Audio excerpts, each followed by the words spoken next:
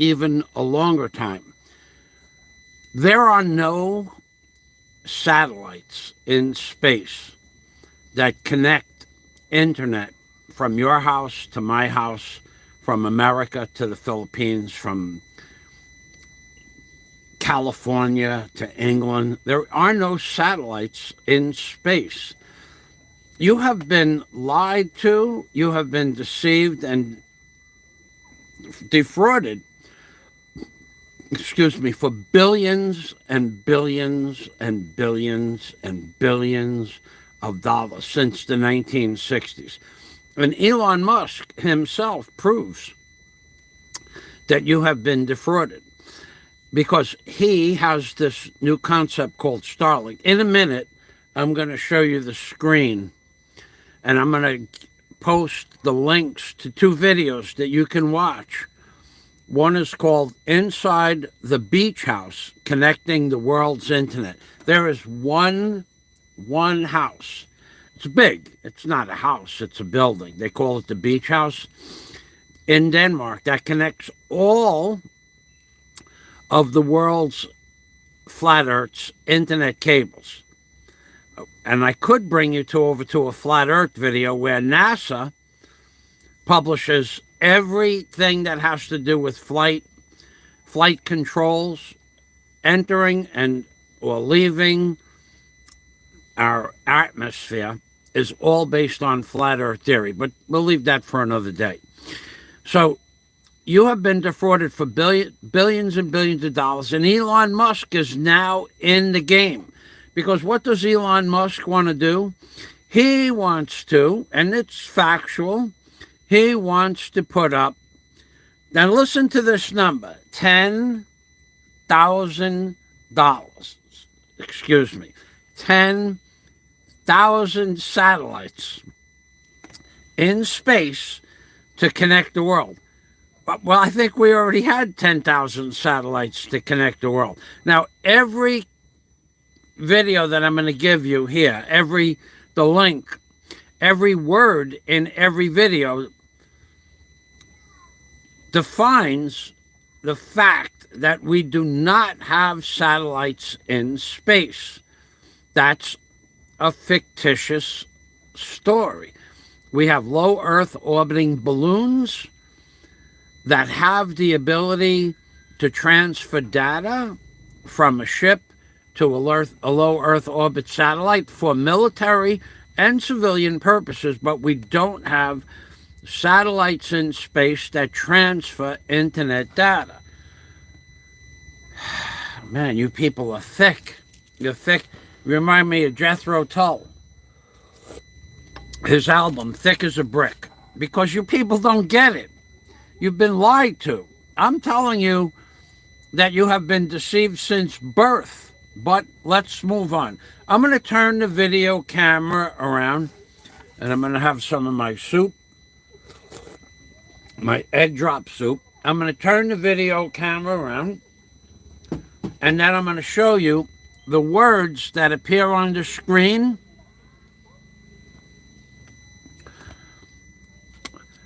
After I get, the one thing I forgot to do is I actually forgot to get my video up so that I can see the comments. Okay, so let me turn the camera around.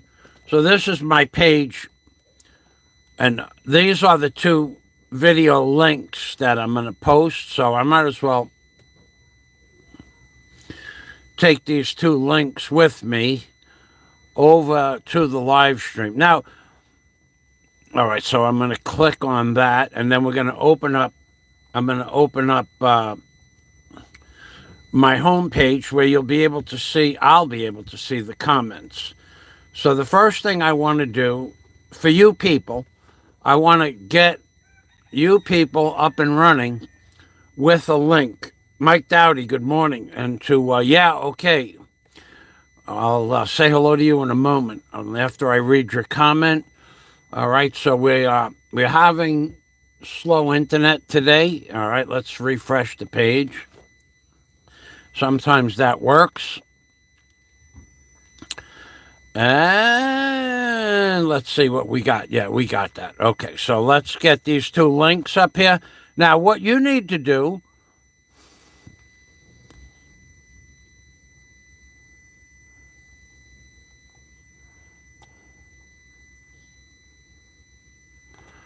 is watch each one of these videos. I'm going to post them separately. This video is called The Beach House, the one I'm posting now. This video is another undersea cable corporation company that has control and lays cables. So the second one is how these undersea cables connect, and the first one at the top, inside the beach house, is the one where I'm going to show you now the building. Okay, so this building here. Okay, so well, the first thing I want to show you is this man right here in Denmark. He is in control of 99+% of all internet traffic in what you want to call the world and what I'll call the flat earth. That man is in control of 99+% of all the internet traffic in the entire world. I hate using that word, but we'll use it for a few hours. This man, now this is at the 4:46 mark. I'm gonna play the video, and I want you to look at the words that are in the closed caption on the screen. But I'm only going to play it for 15 seconds. And only because of the words.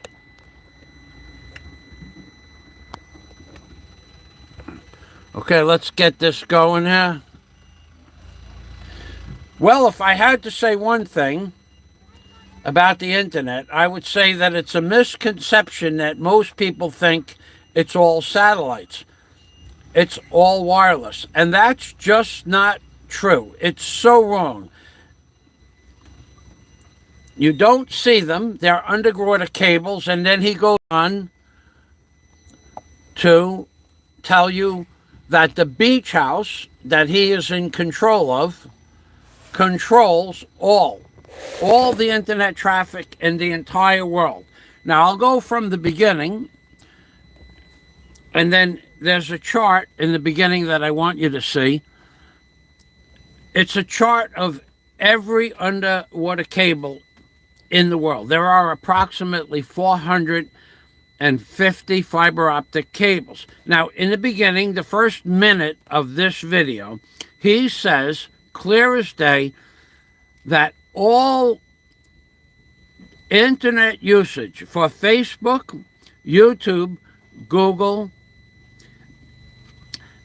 ICM, the NSA, and every government agency, all of it is routed in underwater cables, and he is in charge of all of those cables where they meet. There's a connector, a junction box in Denmark.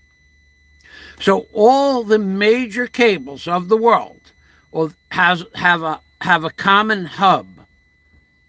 Now, you watch the beginning of the video. The video is a short video. I think it's 9 minutes, less than 9 minutes long.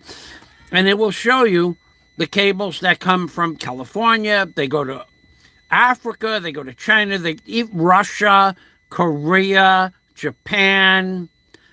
All the cables of the world. All the countries of the world use the same routing commonality hub, all of them. So when they say that Russia and the United States are in the Cold War, that's nonsense, because there's a guy in Denmark, a beach house, a room, a big building that controls all the internet cables of the world. If they really wanted to shut the internet down, all they have to do is destroy that building. That's it. And all internet worldwide, globally, flat earth-wise, ceases to exist. And that's in the the video too. Now, not only does this man say it, but every cable corporation that lays cables across the ocean says the same thing. If you cut the cable, the internet stops. There is no other option. There's no satellites in space.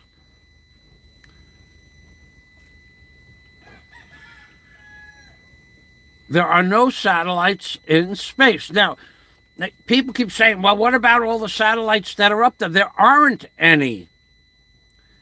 There are low Earth orbiting balloons that have positive. Okay, thanks, Freebird. Yeah, I want you guys to watch the video while I'm talking. You could do both, two things, right? I do two things. I do three things. I do four things. It's called multitasking. If you can't multitask, then you should be someplace else. But all the cables. Now, digressing back, there are low Earth orbit satellites. They are lighter than air balloons. They travel in the atmosphere at about 70,000 feet. 65 to 70. I've seen them on the Homestead Air Force Base. They do the repairs for lighter than air craft at Homestead Air Force Base. For 20 years, they had a blimp connected to a cable over Homestead Air Force Base up somewhere around 40,000 feet. And they had that blimp because supposedly they needed that because they were worried about Castro attacking the United States. But it was full of military gear. I spoke with the fellow that was in charge of the radar tower because I worked there for months, and he told me what was in it, but that's really all besides the point. The point is that they have lighter than air craft that do have propellers and navigation systems on them that are stationed at elevations at 60, 70,000 feet where they control where they go, or they stay in one place as best possible. And those lighter than air satellites that are over the oceans, all oceans, all big bodies of water, are there strictly for one purpose. The planes that go over the ocean, they may need a satellite to transfer information to where they're going or where they've been or what they're up to. So those lighter than air satellites are for aircraft and military purposes, including ships, submarines. Now, there's another type of submarine cable. It's called the whale, W-H-L-E. The whale bone. There's a whale bone located in between Key Largo and Ocean Reef. It's about a half a mile long. And what that is it looks like a whalebone. You'll never see it. It's on military property, guarded by security. And I've never seen it, but I know it's there because before it was guarded with military personnel. My friends that I lived in Key Largo with told me about it, and also a submariner who was in charge of the military police on a nuclear submarine. We won't get involved with that right now. So there's a whalebone or the whale communication system. It's a low frequency vibration that's sent throughout the ocean, and it's like a whale harmonic frequency that it goes further and it goes underwater. So there's the whale frequency, but when that doesn't work, they pop up out of a submarine something that goes to the lighter than air craft, but no satellite in space.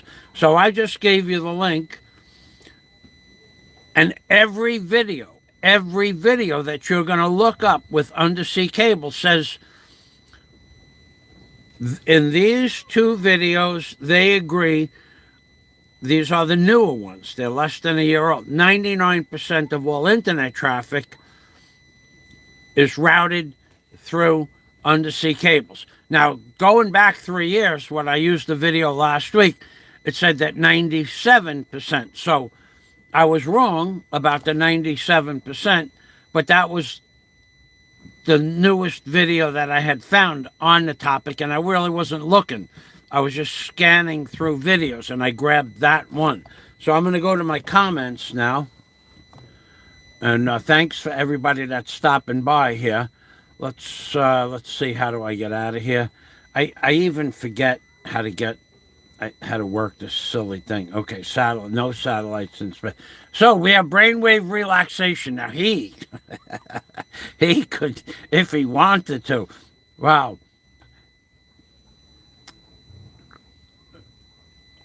Brother Mike, wow, splicing to connect these cables must be an engineering nightmare. Yeah, and imagine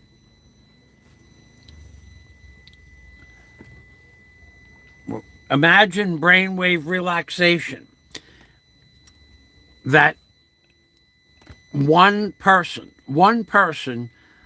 there's probably 100 people in the building, could be more, but one person oversees all internet traffic. He says it in the video, but splicing, well, yeah, splicing the cable. I remember once what I did.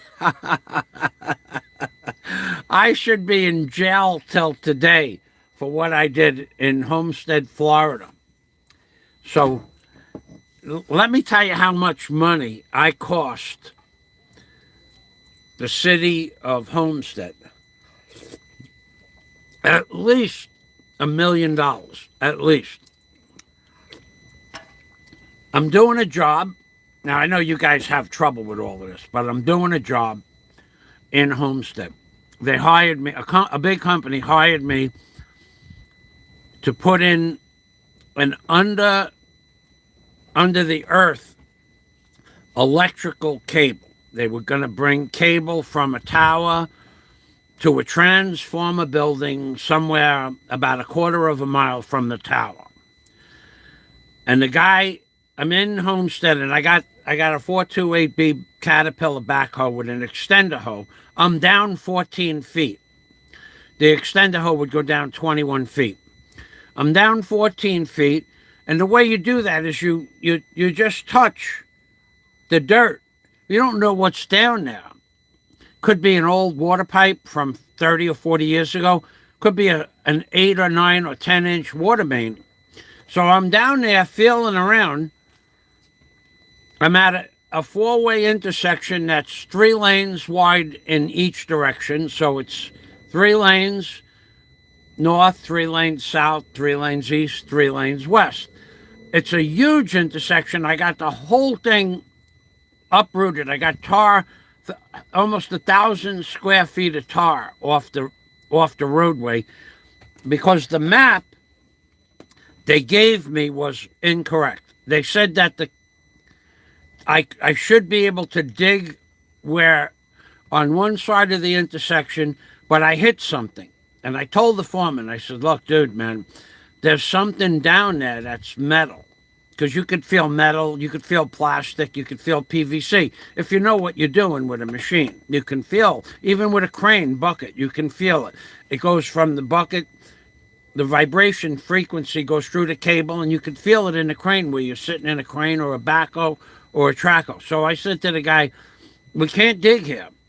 So he went and got a revised map of 50,000 houses that were being built in Homestead at the time, back in early 2003, 2004. So there's plots of land, thousands of square acres of land they're building foundations on. But they already had water, electric, and communications cables underground. So I said to the fellow, look, So we move over. So I left that part of the street uprooted, and we move over like 18, 20 feet, and I start digging, and now I got to dig down 12, 13 feet. That's where they want the cable. I don't know why, but that's where they want it. They want it down there so no one else digs it up by accident.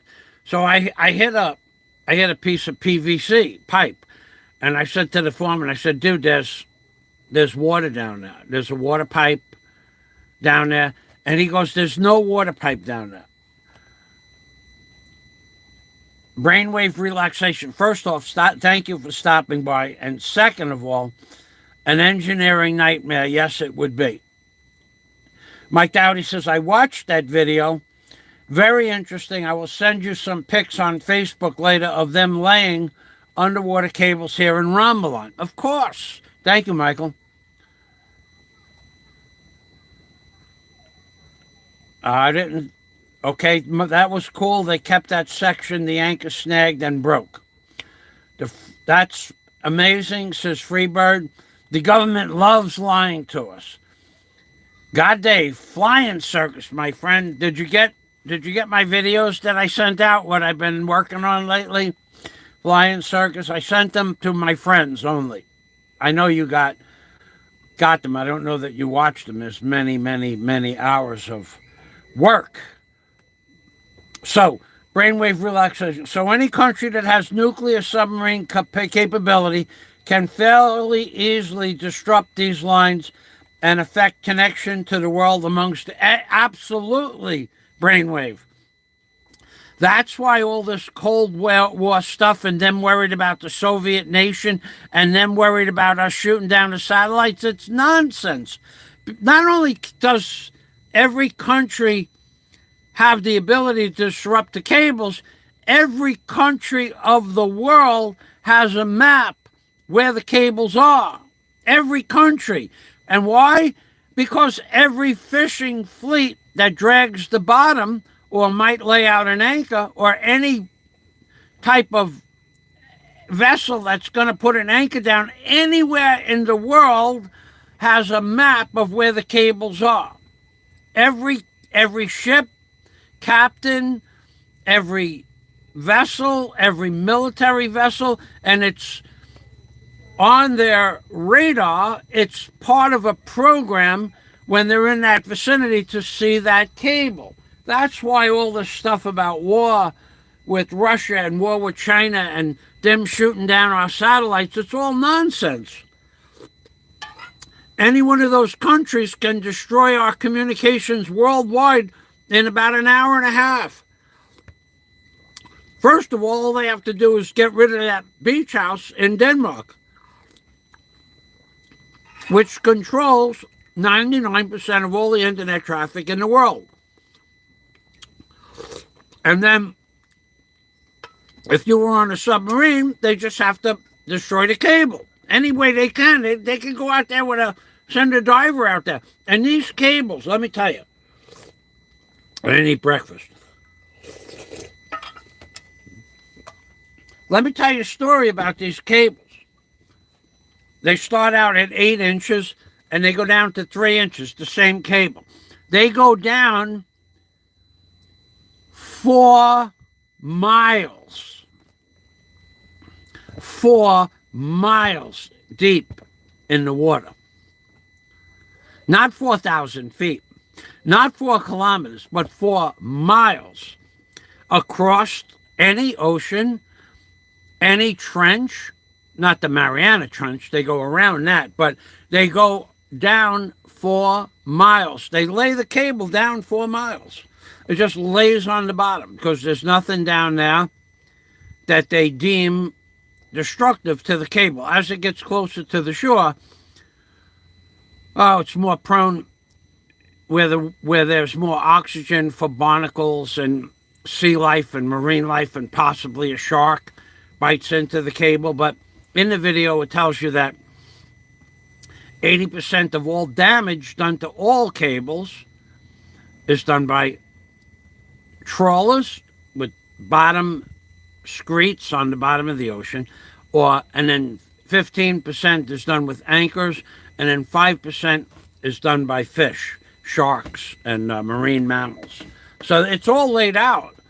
So you people, what is it? Why is it so hard for you to believe that there are no satellites, and that Elon Musk is now the face of the gatekeeper? Because we have been told since birth that there are 10,000 satellites in space for telecommunications. It's a lie. In one of the videos, it shows you. When you have a dish, I'll tell you how Elon's Starlink is going to work in a minute, but it's a fraud. He's another government shill. Otherwise, they would have eliminated him a long time ago. But when you have a dish on, hey, Bantalian Brawler, I'll get to your comment in about 30 seconds. First, to soup. I have egg drop soup I made out of pork and juice.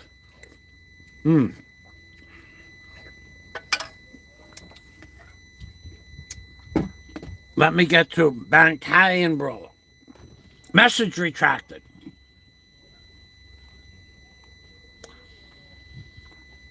As kids, we could tap into the telephone boxes behind. I did that. I have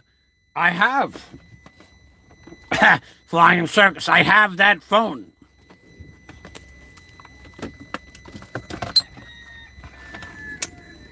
Flying Circus. I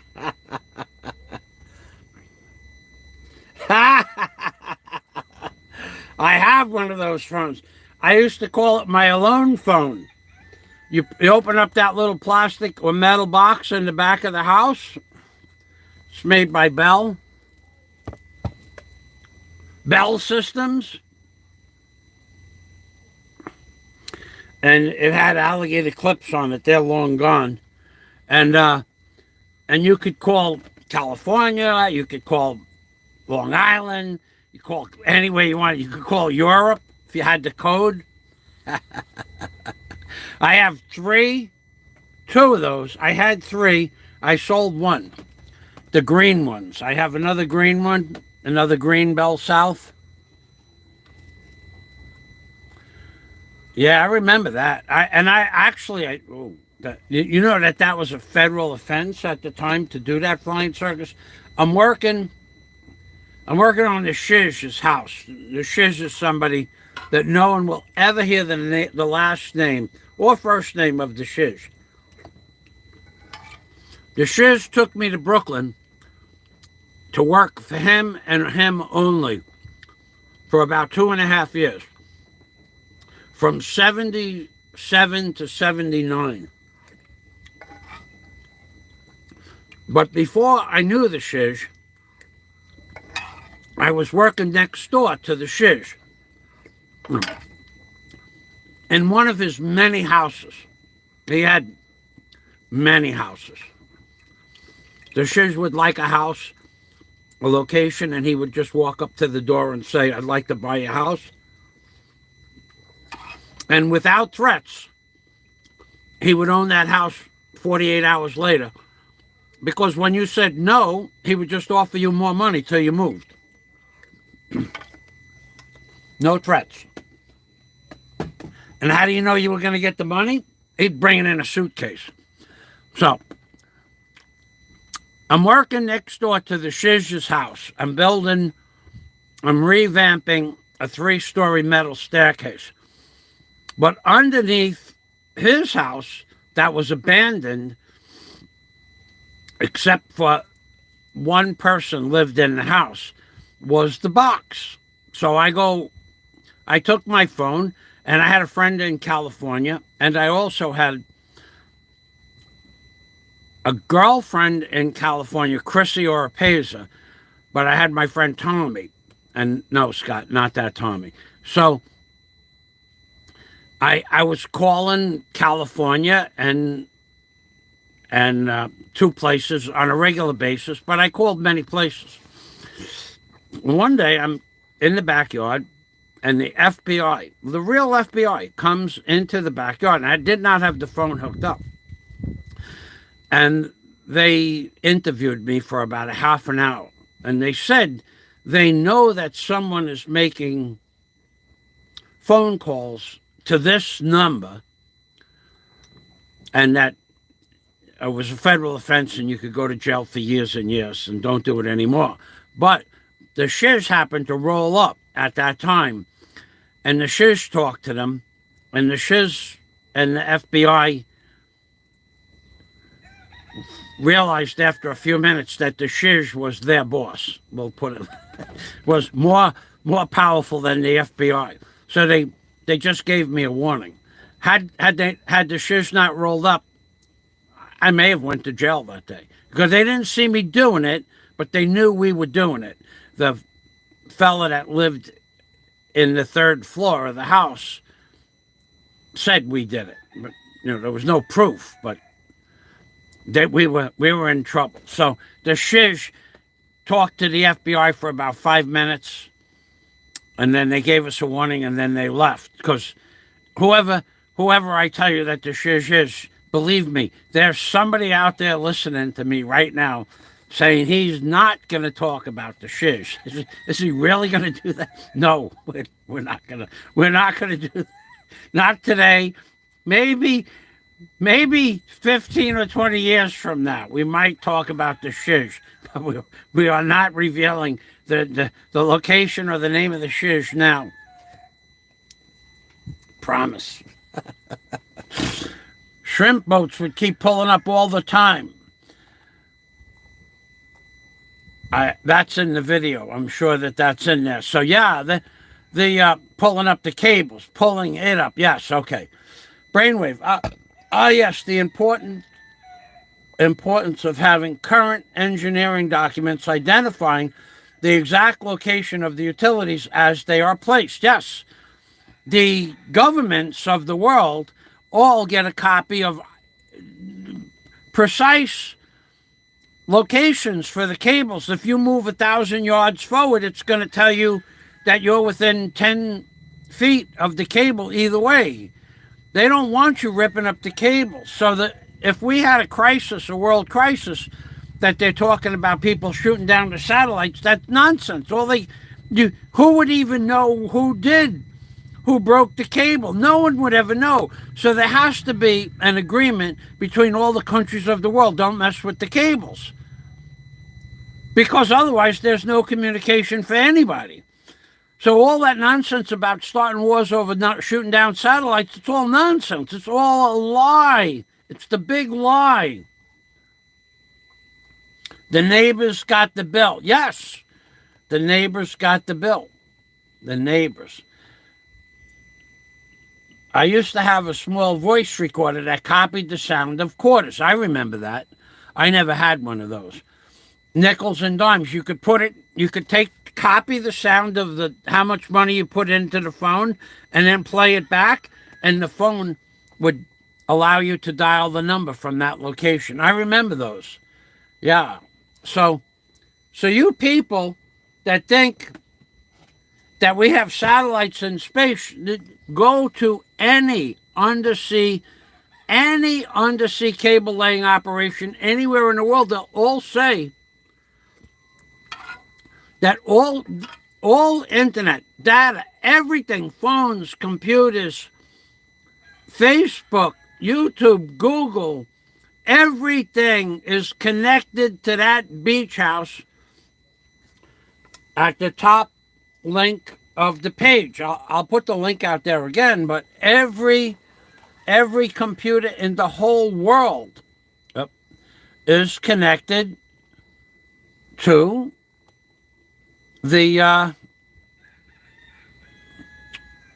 every computer in the whole world, every phone, everything. It's all connected to one cable or another. Now, I'll tell you how many cables there are right now. I'll give you that information. Let me get back up to the top of the page.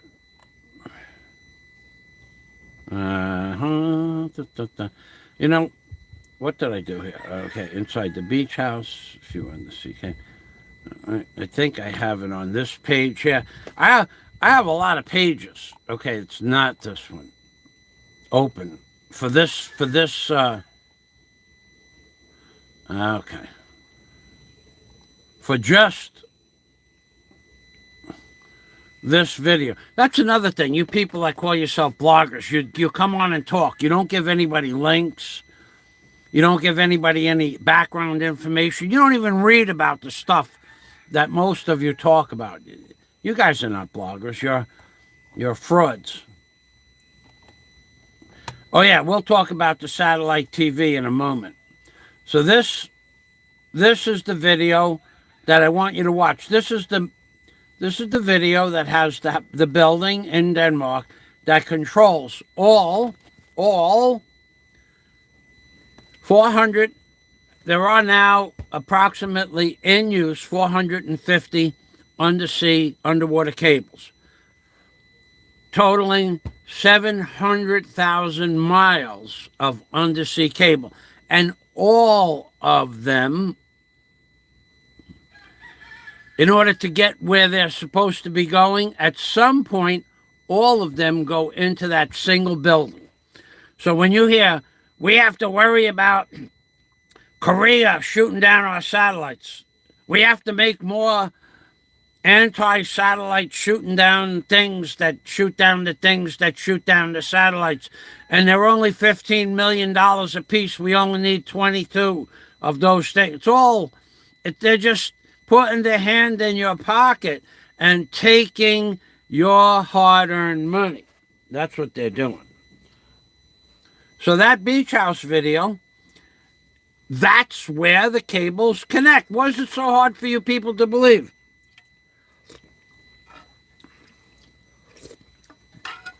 The same way with the flat earth. Why is it so hard for you to believe that the earth is flat? Why? When that guy Boombots went up for the energy drink, the Boombots energy drink. What was that? What's the name of that energy drink? Go Value. He went up into the air. Senior Boom Garden. Well, somebody throw the name of that Boom Garden guy up there. The energy drink. What was the name of that energy drink? Felix Boom Garden. When he went up in that balloon, which was nonsense. Well, I know he went up there, but he proved that the earth is not spinning around. He proved it. Indirectly, he proved it in two different ways. Felix Baumgarten, right. Freebird, that's correct. The first undersea cable was laid down in 1842. That's 180 years ago. They've been doing, that was for a telegraph cable. I think that was between Long Island and someplace else. But I've read all about this. All the minutia details, he's right. The cables, they perfected a cable that worked in 1865. That was 160 years ago, 140 years ago. But Felix Baumgarten with the Zoom energy drink, and nobody's going to tell me the name of that darn drink.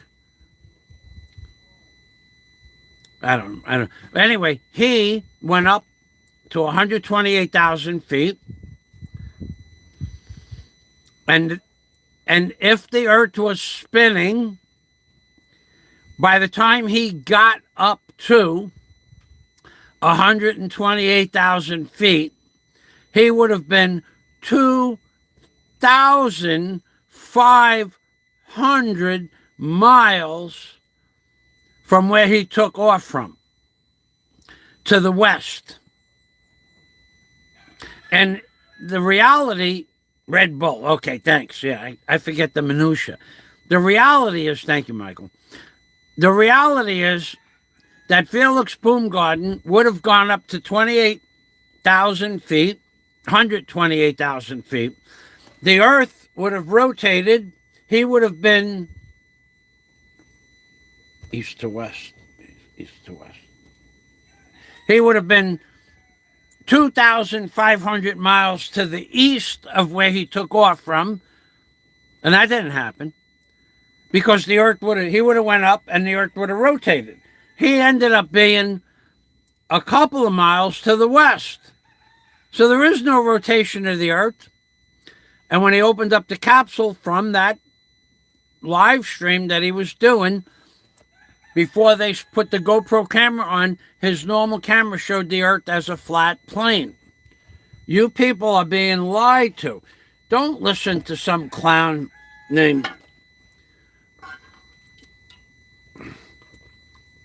Well, the other guy.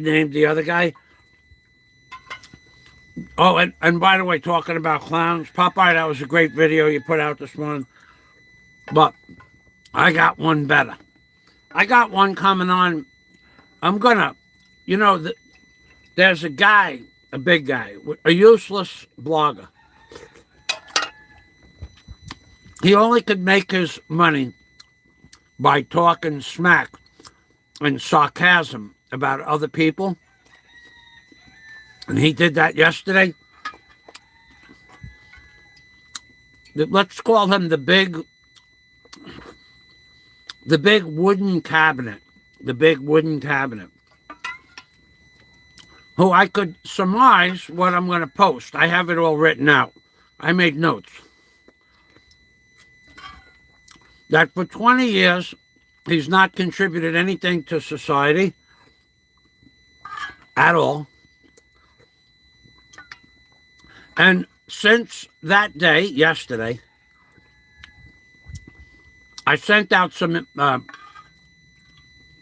feelers. What should I put in the video? And I also have notes on the big wooden cabinet from a long time ago. And one of the things that I didn't post from a long time ago was the fact that it's possible. It was told. You ever see those movies where a guy told me this and a guy told me that? Well, this guy said that and this guy said that, and it goes through several guys. So the big wooden cabinet loves making fun of, called my friend Scott a jerk off. Did at the 1 hour and 56.5 minute mark. Listen to it. He calls Scott a jerk off.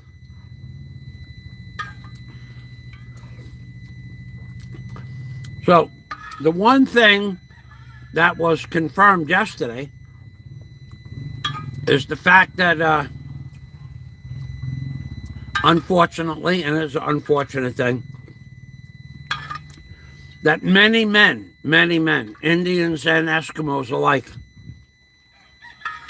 had their way with him when he was a child. It's what I heard. And I'm going to post that information tomorrow. That's a terrible thing. But he wants to make his live streams based on drama. So this was confirmed by two sources that are close to him.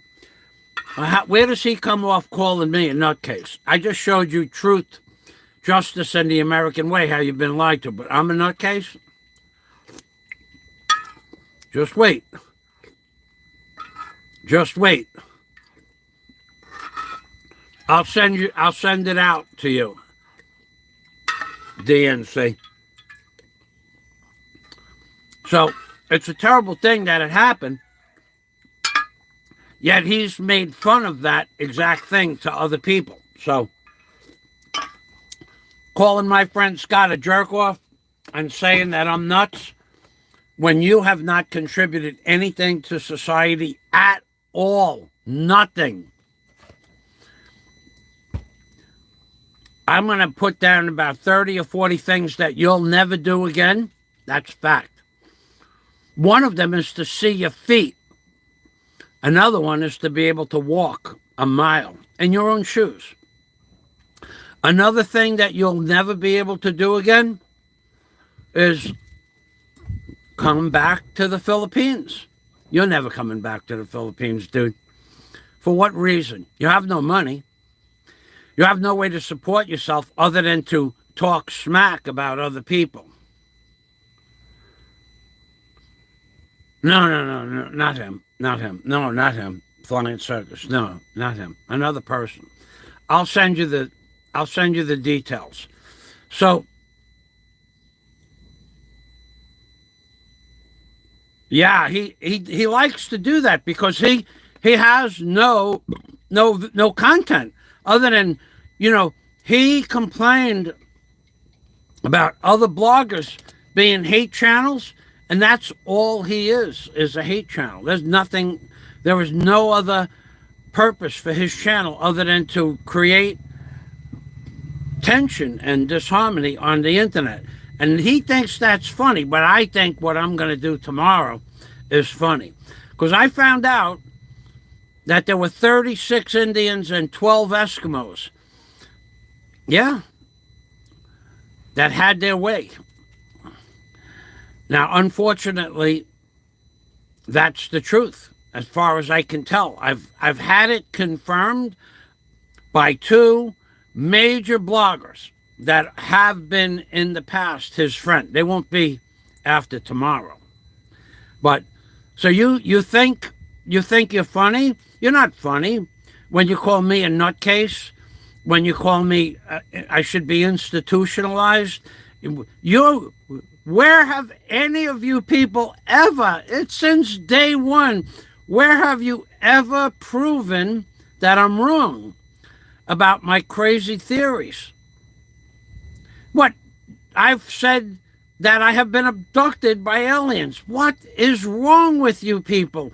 Tens of thousands of people have been abducted by alien spaceships all throughout history. Why is it so hard for you? Why do you make fun of something that's happened tens of thousands of times? What, is it really that much fun? Is it the fact that you've never gone in a spaceship? Is that the problem? That you've never been in an alien spaceship? You're jealous that I got to go in a spaceship with my car twice? They took me in the car? Is that what you're jealous of? Why don't you worry about losing that 200 pounds that you said you were going to lose? And then even then you lie about everything. You called my friend Scott a jerk off. You said Scott cried. Basically, indirectly, you said that Scott cried to me. Oh, he's talking about you. No.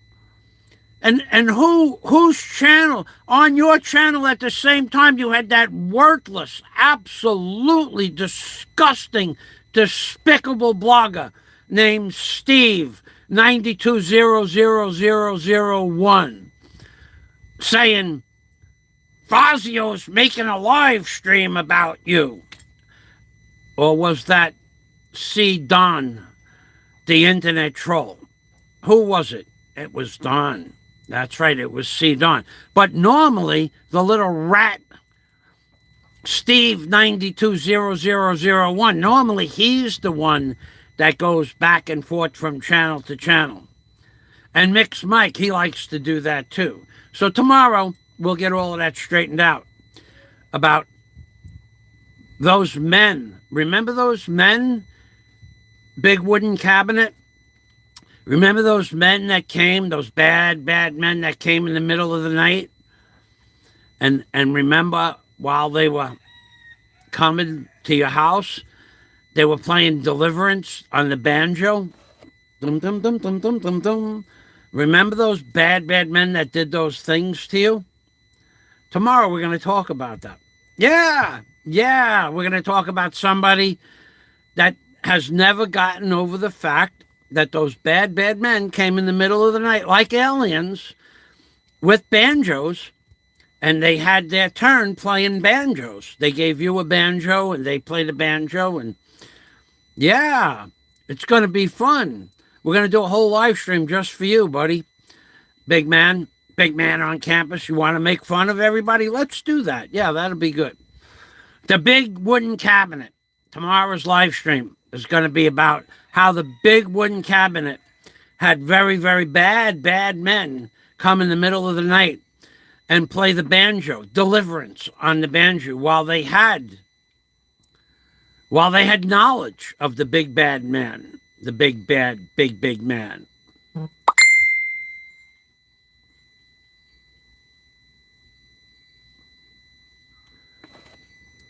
Hold on a minute. I got a message here. Hold on a minute. No, it's not about this live stream. It's about something else altogether. Ah, okay.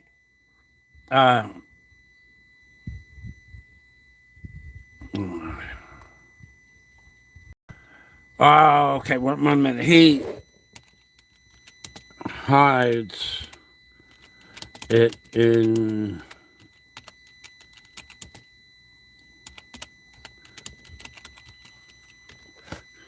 So, yeah, we're going to have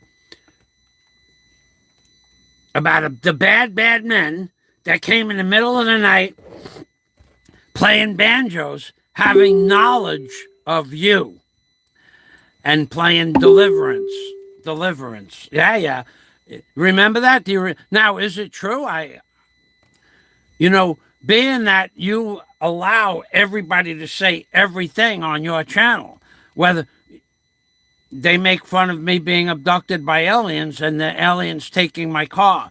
They made fun of me being a common thief with Warren H. when that never happened. If you could go back and record or review all those videos, Warren H. offered that money to me. There's hundreds of videos and proof. But you made me out to be a con artist to Warren H. So let's just find out. Maybe we can get that fella who those bad men came to in the middle of the night playing Deliverance music while they had knowledge of this young boy in a home. Yeah, we're going to do that.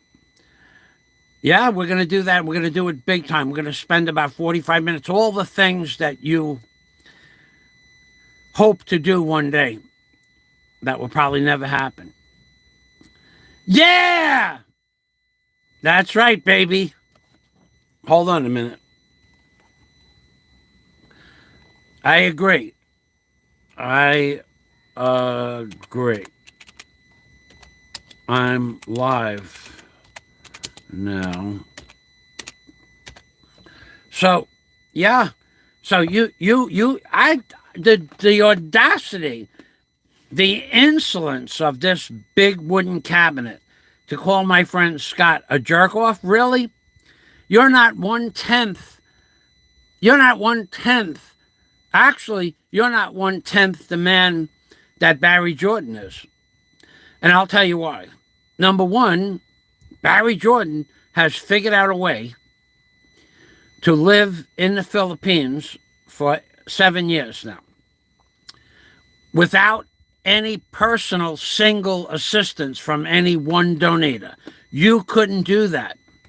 So he's actually figured out a way to survive here in the Philippines without a benefactor that has paid thousands and thousands and thousands of dollars to keep you floating over the last year and a half, 2 years, 3 years, paying you $200 a month as a subsidy to keep your life afloat,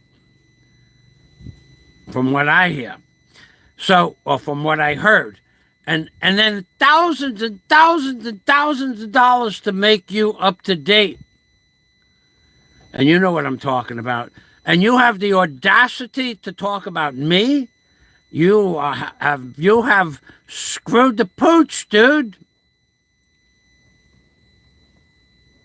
That's right. That's right. He got one of those. And Barry has figured out a way to survive in the film. What are you going to come back to? What are you going to come back to? What are you going to come back to? Nothing. Your family certainly doesn't want you here, whatever family you had. But we'll get into that tomorrow. But what the main topic is, if you want to put out the truth about what happened to you as a child, when those bad men came and taught you how to play Deliverance on the banjo. Oof. Oof.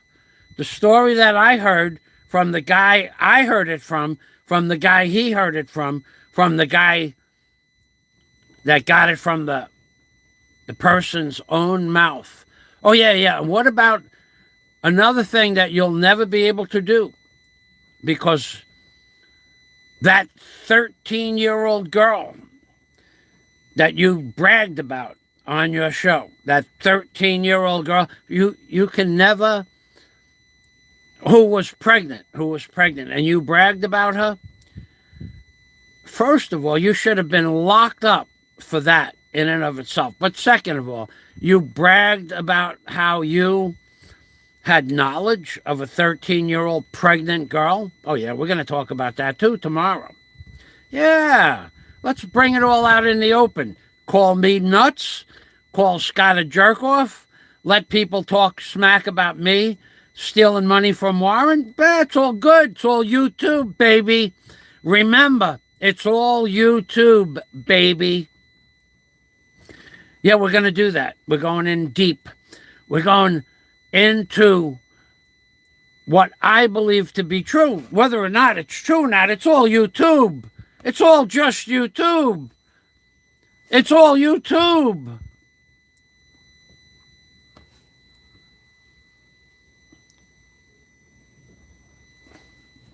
It's all YouTube, baby. You are one of the creepiest people on YouTube. You do it, you know what you remind me of, Big Wooden Cabinet? You remind me of an insidious virus. That's what you remind me of. You allow every dirt-filled channel, every low-class, low-IQ, low-brow channel on YouTube to come onto your page and say anything they want, and then you laugh and you follow up with some jokes and say it's just YouTube. Just remember that when you're listening to my live stream tomorrow. It's just YouTube, baby. And remember that when we talk about those 36 men, 36 Indians and 12 Eskimos that came to your house in the middle of the night and played Deliverance on the banjo. Remember that? Remember that when you was a kid? Remember how much you liked that? We'll talk about that. Because you told so-and-so, and so-and-so told so-and-so, and that so-and-so told me. So if you don't want something known on the internet, don't talk about it. If you didn't want everybody to know somehow that you were the big man on campus because you had knowledge of a 13-year-old pregnant woman, you shouldn't have told everybody. I'm going to go back to the comments now. Yeah, you had knowledge in the biblical sense of that happening, and you allowed it to happen, and you did it, and you admitted it. Now they say, oh, yeah. Fazio's opinion doesn't count, right, Freebird? Right. Yeah, I have no opinion because I'm nuts, right? Because I'm nuts. I've done more really cool things in my life than you people could comprehend, and I have pictures and videos to prove it all. You've done nothing for the last 20 years. You've been a leech on the American welfare system.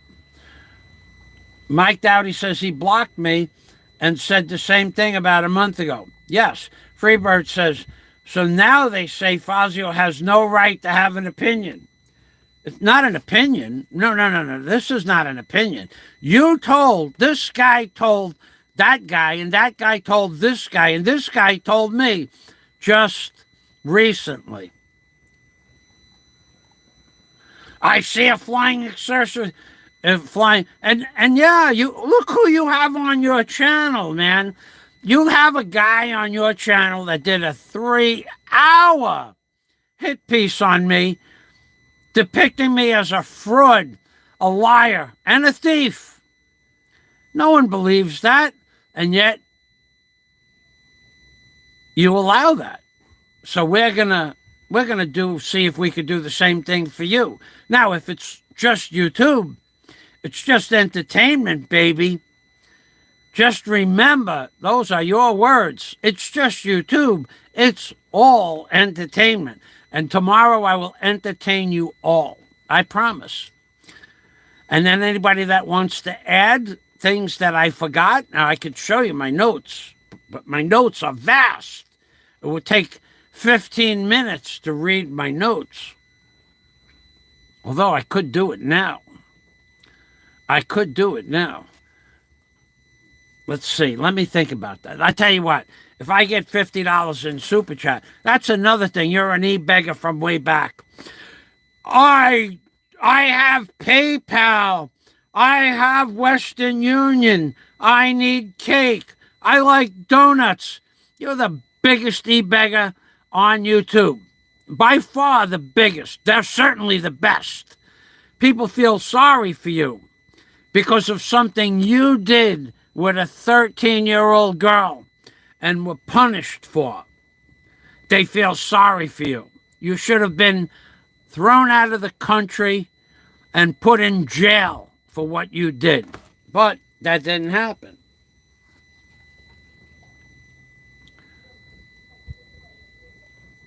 No, Elon Musk, I saw, yeah, squealing, baby. There's going to be some squealing tomorrow when I'm done with that stream. I see a Flying Circus exclusive coming up. You let people talk about me for 3 hours, and you let them on your show say anything they want. Watch what I do. Watch what I do. You think that you're going to get away with this? You will get away with it, of course, because YouTube, it's all YouTube. It's all YouTube. Don't worry about a thing. It's all comedy, but it's all good. It's all good. You calling me a nutcase? You calling Scott a jerk-off? Scott was one of the most powerful people in the United States at one point in time. And you call him a jerk-off for being my friend? Oof, you pissed him off for sure. Elon wants to put 10,000 satellites in space. I thought we had 10,000 satellites in space already. That's right. My friend Scott is here. Fazio's live stream. I am a lizard. Oh, I got to read that. Cabinet got a nice pocket P from the donator. Yeah, he did. But that's another thing we're going to talk about. Yeah. Somebody put out one of your butt buddies, no doubt, and I mean that in every venue of the word butt buddy, figuratively speaking, of course, wanted to collect. This is the kind of friend you got. They want to collect $100 from 12 people to send you to Colombia so you can hire a hooker. That's desperate. That is desperado. That's a desperado. Why don't you have $1,200 to go to Colombia? First of all, why do you have to go to Colombia to hire a red light district woman? Why? Why? You got them all over the United States. No, you just wanted a free vacation, so you went along with it.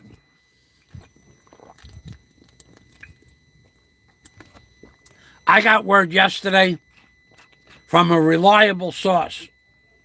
No cell phone towers. Yes, cell phone towers that are all connected to cables. Yes, they're cell phone towers, and they're all connected to internet cables.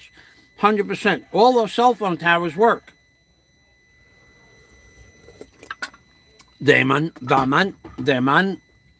I like that name, Daman. Daman means, a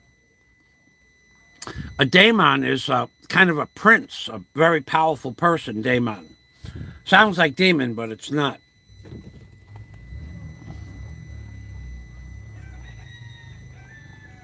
Right. That's right, Michael. Thumbs up. Dennis says, let the truth be told, baby. There's a Google Maps, Damon. Okay. I'll check that out. Thank you. I know on Star Trek, that's how I learn a lot of words. I look it up. Damon Blah, whatever that guy's name was. He was the leader of the Ferengi. A Daemon, the leader. Like a prince, a king, a scribe. Have the deliverance thing. I could do that. Fazio is live streaming. I am a lizard alien, and Fazio is a human oil finder. Whatever that means. Another mall shooting today, says Scott Del Fuego. Another hazmat incident today, says Scott Del Fuego. A meteorite hit Texas, drawing thousands of calls. Is it all a coincidence? No. This is the way. Hey, Allo. Let me bang a pot. Allo is the only person that gets a free pot banging. A bucket, ringing the bucket. So, Allo, I was just talking about a guy that had knowledge of a 13-year-old pregnant girl, and that he himself was visited by 36 Indians and 12 Eskimos during the course of his childhood. At night, those bad men came in, and they forced him to play Deliverance on the banjo. And you know what that means. 36 Indians.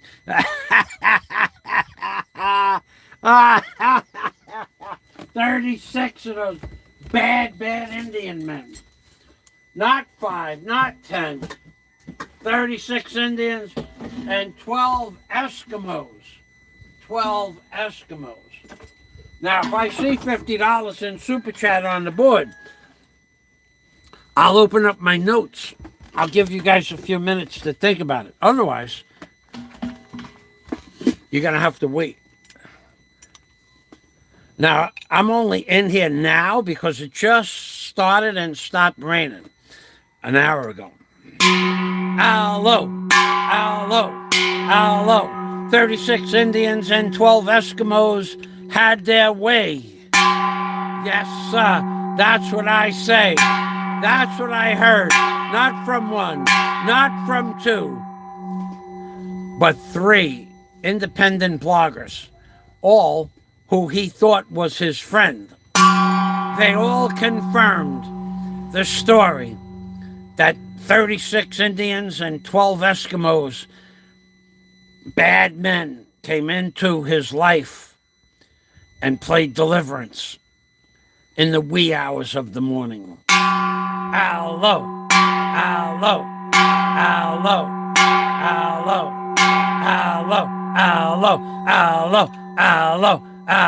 I wonder if you could do a chant.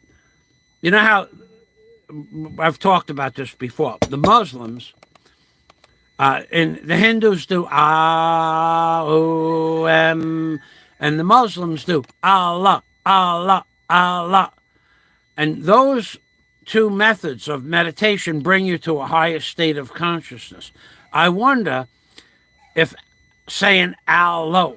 I'm going to try it. And I'll alternate Allah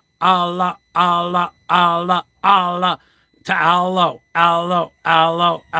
And that by itself, the breathing deep in, deep out, breathing deep in and pushing the air out.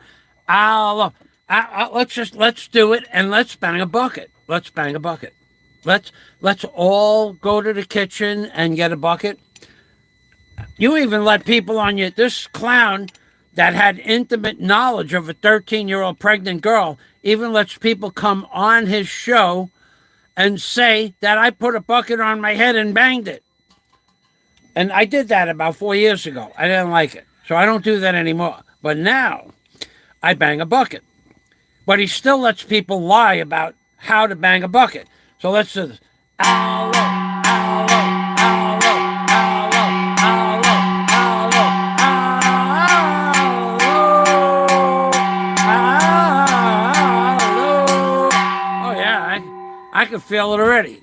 I can feel the vibration going right through me. Aloe, aloe. Yeah, it works. I should charge people. I should charge you to bang a bucket. Wait, I do. I do charge you today. I do. I've made about $30,000 in the last 5 years banging a bucket. Banging I don't even, banging a, but now Aloe got me saying bang a bucket. Bang a pot, make a lot. Yes, Aloe, 36 Indians. Hello, Mr. Aloe de Winter. I enjoy one of the few around with an intellect and an imagination not bound by the ropes of boring convention and accessibility. Scott Del Fuego loves you, Aloe. He really, well, we talked about that yesterday, but Scott does like you. J. Dow, lots of rural cell phone towers are connected to the internet via only long-distance microwave links. J. Dow, why do you always have to come on with an intelligent, different opinion? The cell phone towers are connected to one another with microwave transmitters and receivers, yes, but they get their data from undersea cables. See, J. Dow has to expand on something that doesn't really need to be expanded. J. Dow is correct. Cell phone towers are connected to one another, but the initial junction is connected to a cable. So J. Dow, he needs to give us proper, good, positive, and intelligent information, but that has nothing to do, well, maybe people still believe the cell phone towers that are connected to one another are all connected like that. Eventually, it leads back to a mother cell phone tower. J. Dow, I'll tell you what, J. Dow, I got a job for you, J. Dow. Go to Google or Webster's and get us the definition of the word satellite. Thank you. Microwave is line of sight only. That's right. So that's why the receivers on the top of your house face towards a microwave tower. That's correct, Scott. Aloe. Sirius Radio. Okay? You have XM Sirius Radio. I had that back in the early 2000s. I actually forgot what it was, but it was radio that transferred from a low Earth orbit satellite, if I remember correctly. The Eskimos did more than kiss, Mike Dowdy. Nobody thought Barry was going to show up. I mean, and it's lucky for Aloe that Barry did not show up, because had Barry shown up, Barry would be walking around sporting a new watch. He would have snatched that watch right off of Aloe's wrist. That would have been the first thing. Shine. Aloe was lucky that Barry didn't show up, but Barry would have snatched that watch off his wrist in a heartbeat. Maybe Aloe would have had to walk home without sneakers as well. Aloe would have took a beating and a licking and didn't keep on ticking, because Barry would have his watch.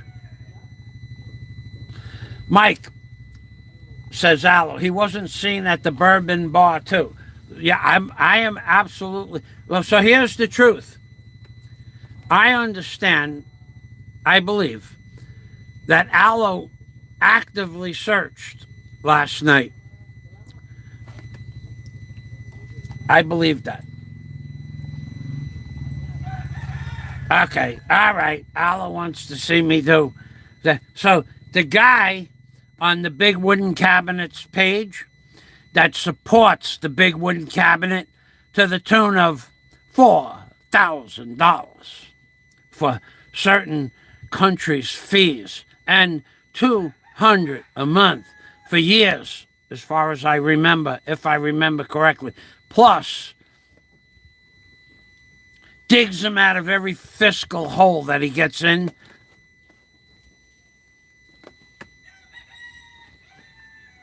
That guy, he don't like Flying Circus posting that video.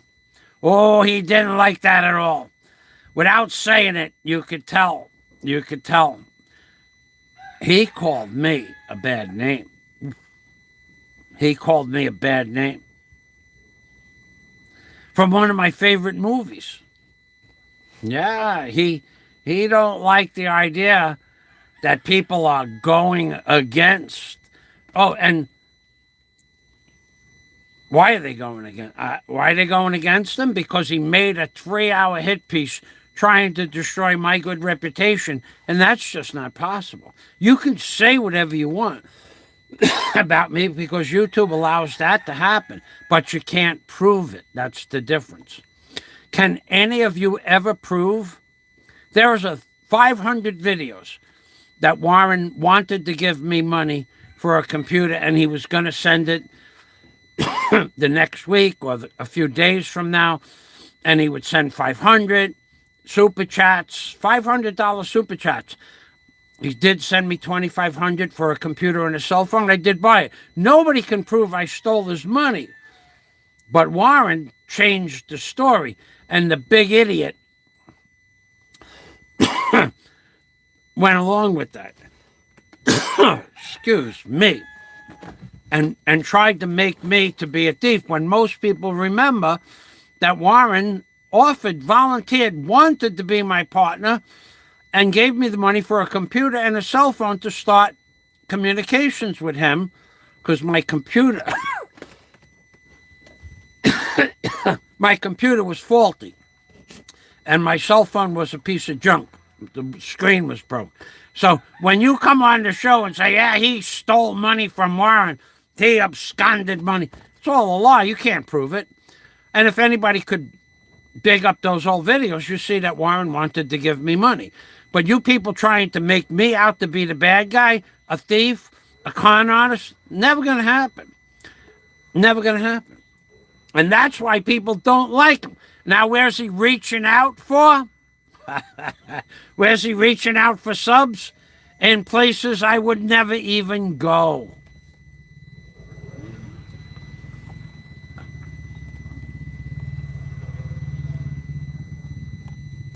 I can't even count the number of loudmouth, drunken fools I've seen that caught a massive beatdown or worse. Go walk in a corner saloon in Bridgeport and start mouthing off.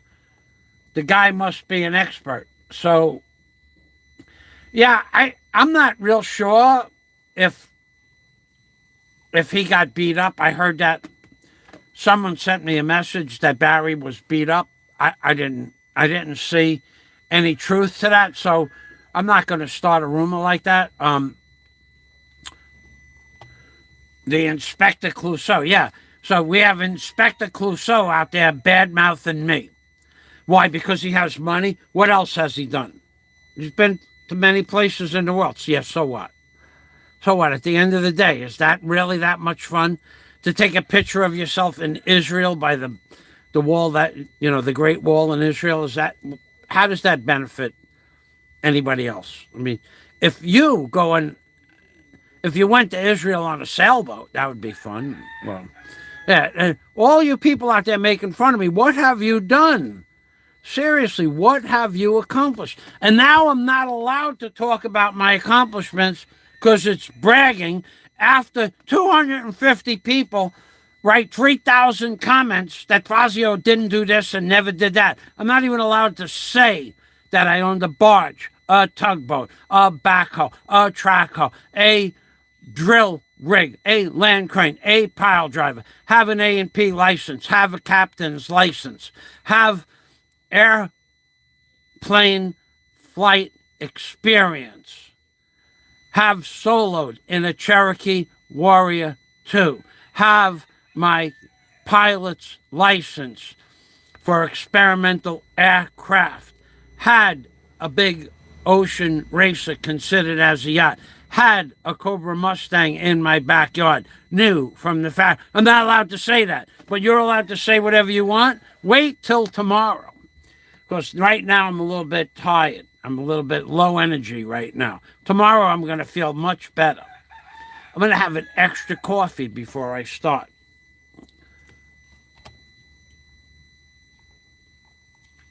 So I don't know that Barry got beat up, and I won't say it, and I don't, and saying it is really not a good thing. Can you prove it? See, that's what I don't allow on my page. That somebody said this. Well, but being that the big wooden cabinet wants to allow people to say whatever they want to say on its channel, a man who has not given anything back to society, who's been a leech on society for 20 years, if he wants to allow it, it's just YouTube, baby. What's good for the goose is good for the gander.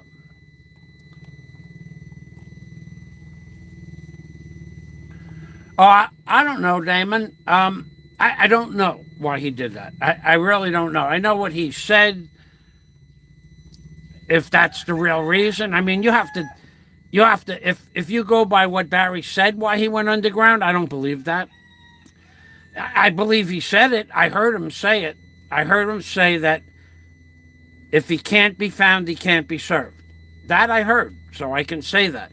But I don't believe it. No, I don't believe that at all. I could be wrong. And the reason I could be wrong is I do believe that you serve a person's lawyer, the lawyer has to know where the client is. But let's say I'm wrong. Let's just say I'm wrong. I'm wrong, okay? But I don't think I am wrong. But he also filed a case. So eventually he's got to be in court.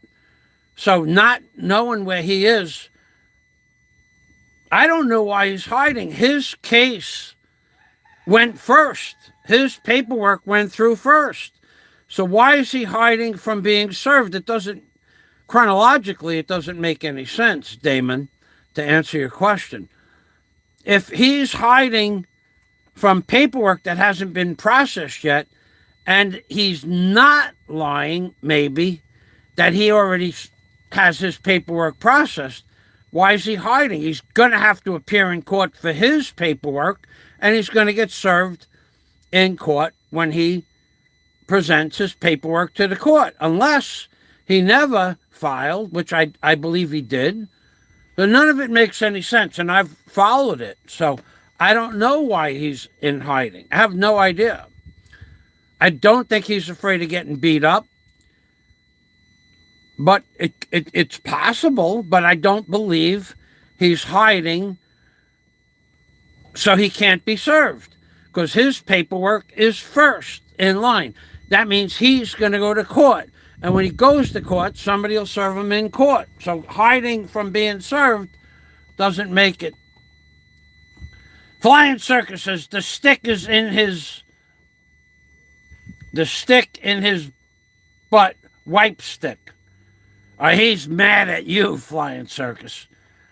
He's mad. You want to go see Flying Circus? Throw the link to your channel if you want to see some crazy videos.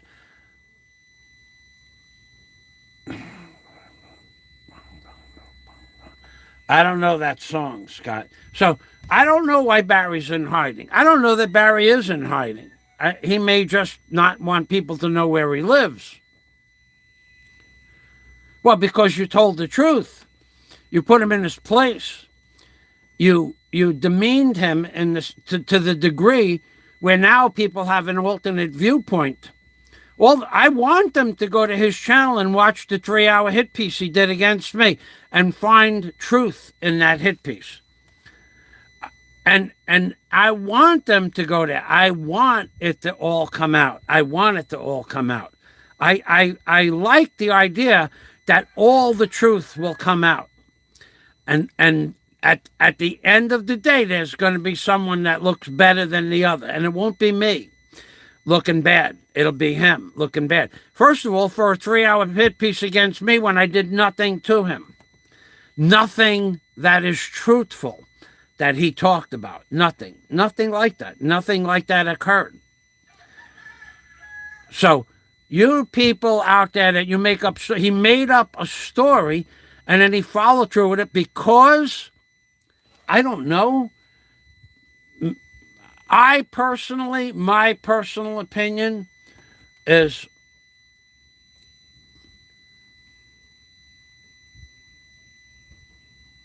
that he's mentally unstable in one way, and that he's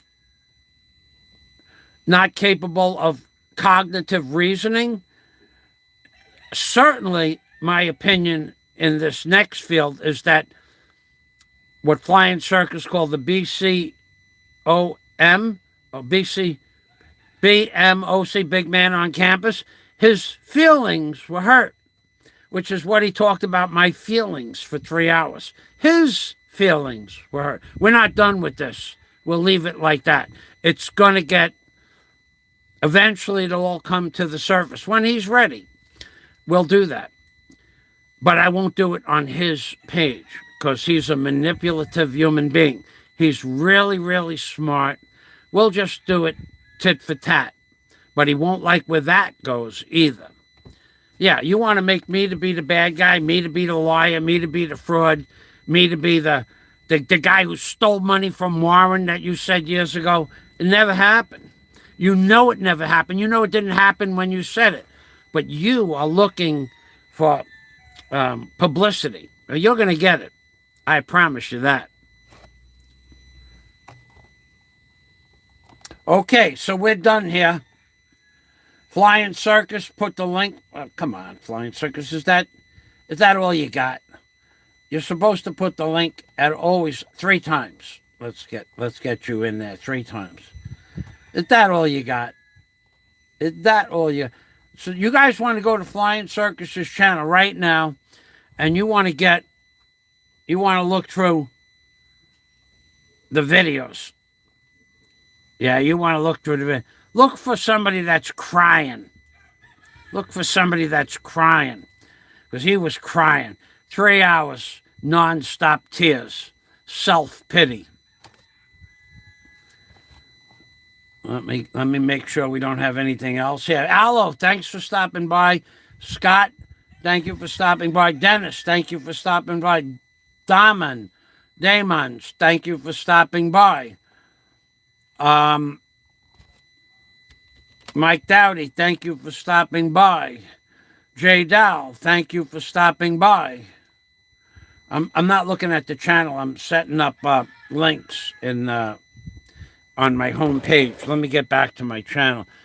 You guys, if you would, please, being that everybody begs, I'm begging you.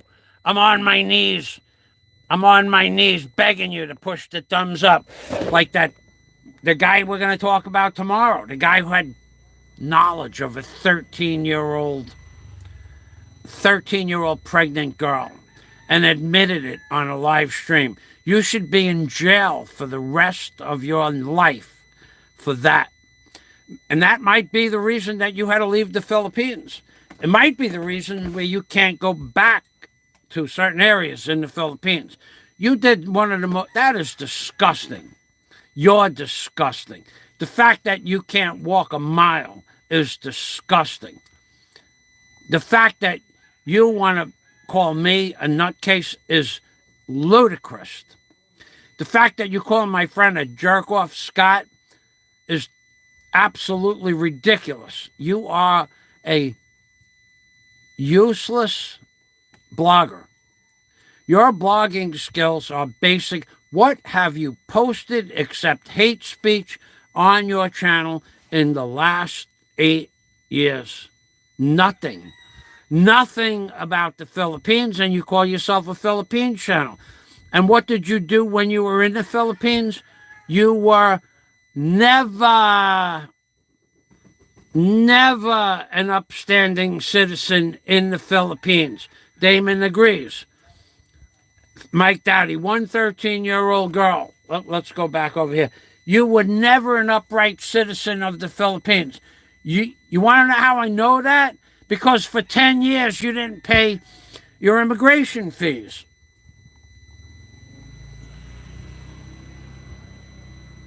Scott's probably the closest to normal on here. That's probably true. Thank you, Flying Circus. You were never an upright. You had a pool table, and you sold Red Horse beer. You never paid your internet fees, and they say that you were a Casanova. Let's put it like that, which is okay. That's cool. But never paying your immigration fees? You didn't have $30 a month? You're a bum. You're a bum then. You're a bum now. I would say that the fact that you live in your mother's basement shows the world what a unsuccessful human being you are, but you live in your uncle's basement. Even Barry Jordan lives better than you. He has his own house or apartment. He comes and goes as he pleases. He's mobile with a motorcycle. He has internet. Even Barry Jordan lives a better life than you do. Because you have been a total failure, in my opinion, since 20 years now. A leech on the welfare system of the United States of America. Certainly a leech when it comes to hospital bills that you have never paid for. People have given you money so you could get teeths. And what did you do? You went out and bought cameras and green screens with them. You're a fraud, dude. But we'll talk about that tomorrow. Right now, it stopped raining again. Even Barry Jordan has a much better life. Barry Jordan can wake up in the morning. He can ride his motorcycle. If he wants to go buy McDonald's, he can buy McDonald's. If he wants to take a walk, he can take a walk. You can't even walk. You don't even walk past the bench in your backyard. Why? Because you have no respect for yourself. That's why. You have no respect for yourself, your well-being, or your future. You just keep waiting for somebody to take up the slack on your worthless lifestyle. How long do you think somebody can keep pumping money into your account? Probably forever. I think he has a goal. I think he has an objective. I wouldn't call you butt pirates, but never know. Never know. You never know who's a butt pirate and who's not a butt pirate. Never know. Unless you know the person. And then even then you don't know. Believe me, I have a friend of mine named Tommy and another childhood named Eddie. Well, another childhood. Those guys, they were having at it. I never knew. I didn't know till one of their neighbors told me they were butt pirates. And I said, Mary, no. Mary, I'll tell you this one more story. It's a New York story. True story, though. I'm in a Walbaum's supermarket. This goes back to 1980s. The 1980s, 85, maybe 86. Could have been 86. Could have been 87. I got two huge shopping carts ahead of me. Mary Tisi, her daughter Gina, and her mother, Mrs. Tisi, Tisi. She was my mom's friend when my mom worked for AT&T back in the 50s. So she was my mom's friend and my Aunt Jean's friend. So she was my friend since I was born because she was friends with the family. So I'm online and Mary says to me, Michael, you should not hang out with Tommy and Eddie. And I'm going, because I was just there the night before. And they were my friends since I was like 8 or 9 years old. Good friends. We spent thousands of hours together. This is how you never know who's a butt buddy and who's not. So I said to Mary, I'm thinking to myself, what did we do last night? So Tommy, he was, I would imagine he's in the marijuana business now. He was growing Sensimilia buds back in the 80s. This colas, this long. He had a grow room since the year 1980. The buds were like that thick and that long. And it was legal to do that where he lived. And it was only for personal consumption, but he had the green thumb. The stuff, it was like you touch it, it would stick to your fingers. It was all tar. Anyway, so I said to myself, what did we do last night? And so, well, I know they smoke pot. Not me, but I don't smoke pot. I stopped smoking pot when I was 19. So I'm going, yeah, all right, Mary. So what? They smoke pot. Oh, and her and Gina and Mrs. TC, they're looking at me. We're online, on a long line, going up to the checkout counter. And Mary looks at, no, Michael, they do other things. And I'm thinking to myself, what else is there? They smoke pot. Or maybe they do something when I leave that I don't know about. So, yeah, flying circus. There's a tan mouth on the top. So, Mary, I says, Mary, what else is? Oh, Michael, there are other things that they do when you leave. And I'm going, well, what else would there be? Just talking about the 80s, like, they smoke pot.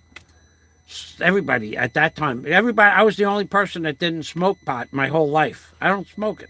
I hate it. Anyway, so I said, Mary, what else is there, Mary? She goes, Michael, when you leave I said, what do they do? Do they do coke? Because, that's possible. It was the 80s, right? Yes, Michael. But they do other things. And you should not hang out with those boys. And I'm going, Mary, what else? What's worse than doing coke?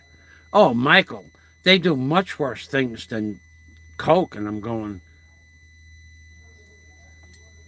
I don't know. Maybe they're freebasing. Mary, are they freebasing? Yes, Michael, they're freebasing when I leave. And I'm going, well, I don't know anything about that, Mary. She goes, yes, but that's not what they do when you leave.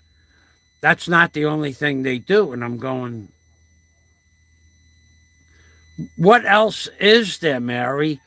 Because we're not quite up to the counter, but I'm not quite up. Her mother, Mrs. Tc's, and Gina are putting the food on. I'll never forget this. It was like it was yesterday.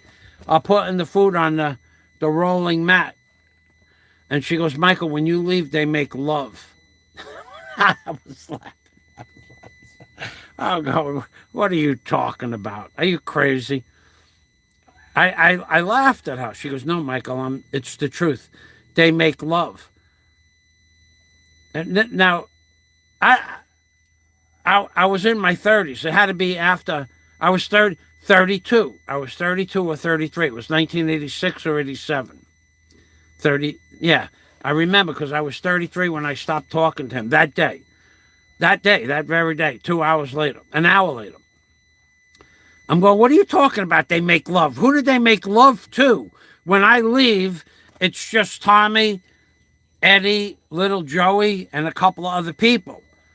Or they all make love with each other. Now, you got to picture, these are like 6 guys that I've been friends with since childhood. And when I leave, these 6 guys go at it. And I said, no way. Let me read the comments. Name calling doesn't matter. I gave him okay, so yeah, this is the guy who calls me a nutcase and Scott Del Fuego a jerk off. Brokeback Mountain Congo line. I like that. So Scott don't like, oh, Scott was upset. Oh, by the way, big wooden cabinet. By the way, I have that recorded, and I sent it to Scott. Let's see where it is.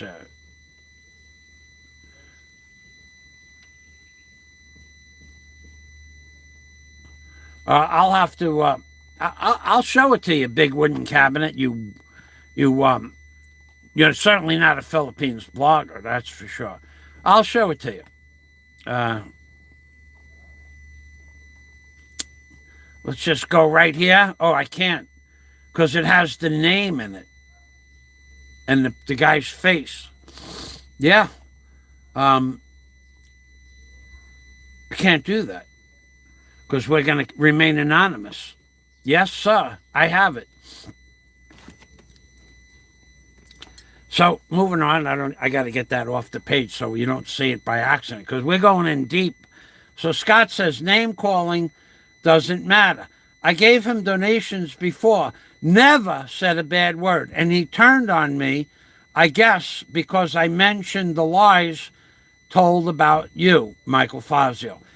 If that's him, I'm glad he does not like me. That's a lot. Scott has been a good friend to this guy. A lot of people. He's a backstabbing, flying circus coined the wordage for the big wooden cabinet the best.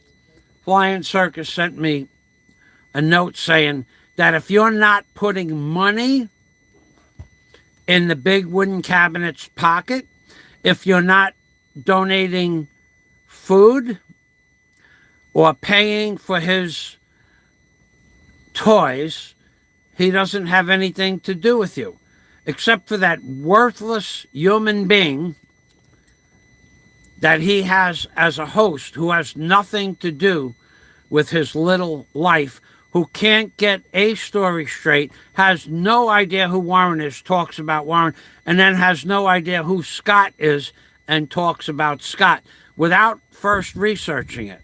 First, you want to talk about somebody, research it, like I did. Like I've kept track of all the things. Oh, people came to me after that live stream telling me that that guy had knowledge of a 13-year-old pregnant girl. You should have been left in a ditch for that, in my opinion. But you calling me a nutcase, you couldn't even make me interested in a child. That would not be possible. It just wouldn't be. I would expect the worst possible outcome if I had carnal knowledge of a child. I would expect the worst possible thing to happen to me. And you should have expected it to. It did happen. Oh, that's right.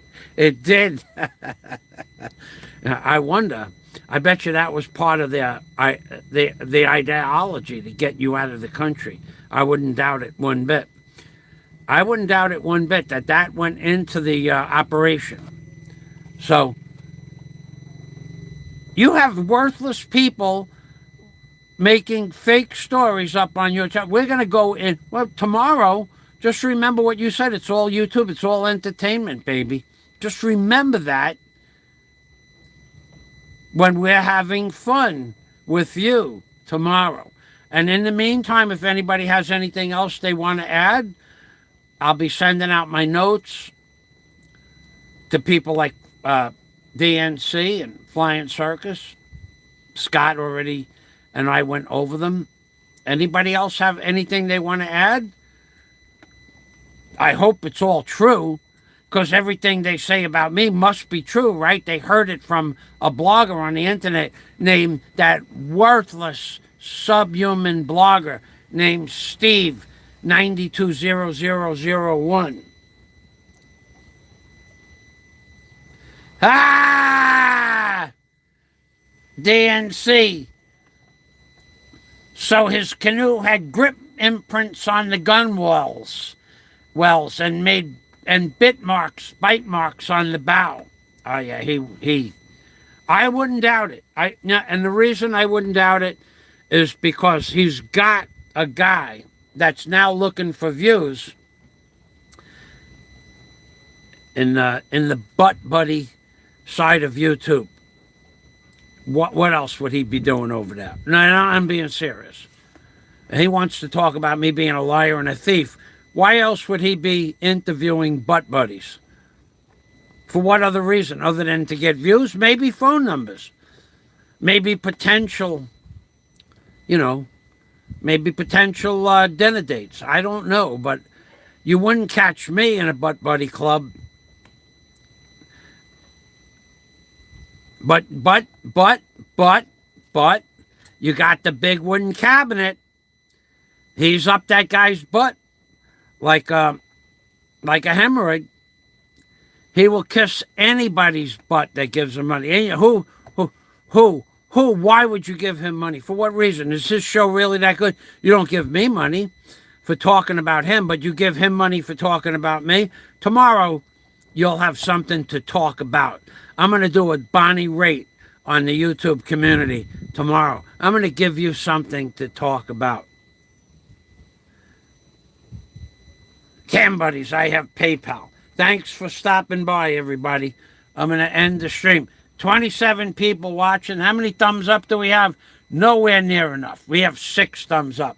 It shows you what worthless trolls I have watching my channel. You people will give money to every alcoholic and drug addict, hypocrite, worthless blogger that's not even in the Philippines. You'll give them money, but you won't give me money. You'll give money to people that go out and say they're going to buy a bottle of booze. I tell you what, maybe I'll do a show next week. I'll tell you guys, you give me money for a bottle of booze, $100, and I'll drink it. But you people, you are the most low-class, low-brow, low IQ, low-educated people on the internet. You give a guy, oh, I didn't want money from you. Take that back. Thank you, DNC. You people have no respect at all for me. I give you quality videos day after day after day after day. Quality videos about the Philippines. Today I showed you where the fresh fish market in Bohol was. Last week I talked about the problems with the internet here. I've given you aerial views with a drone that I paid $3,000 for the drone and the iPhone 13 Pro Plus with. I've given you quality views of the ICML. I showed you where the bus stations are. I never got any money for it. Most 90% of those videos I never got a dime from. But you'll give some, and that guy's on medication. That guy's on medication. You know he's on medication because he said he's on medication. Okay? That guy is on medication. Big time. Both of them, the butt buddies that I believe they are. Just a wink and a nod, yeah? Yeah, and why, I don't know. But there's a lot of people on YouTube. I have never, ever had to take any drugs at all for any kind of psychosomatic drugs. I don't even know what the category is. Never have I ever had to take. In my whole life, I've only taken 8 codeine pills, and that was for a knee operation. Since I was born, I could count the number of times I smoked pot when I was a kid. I've never done any drug. I did a drug.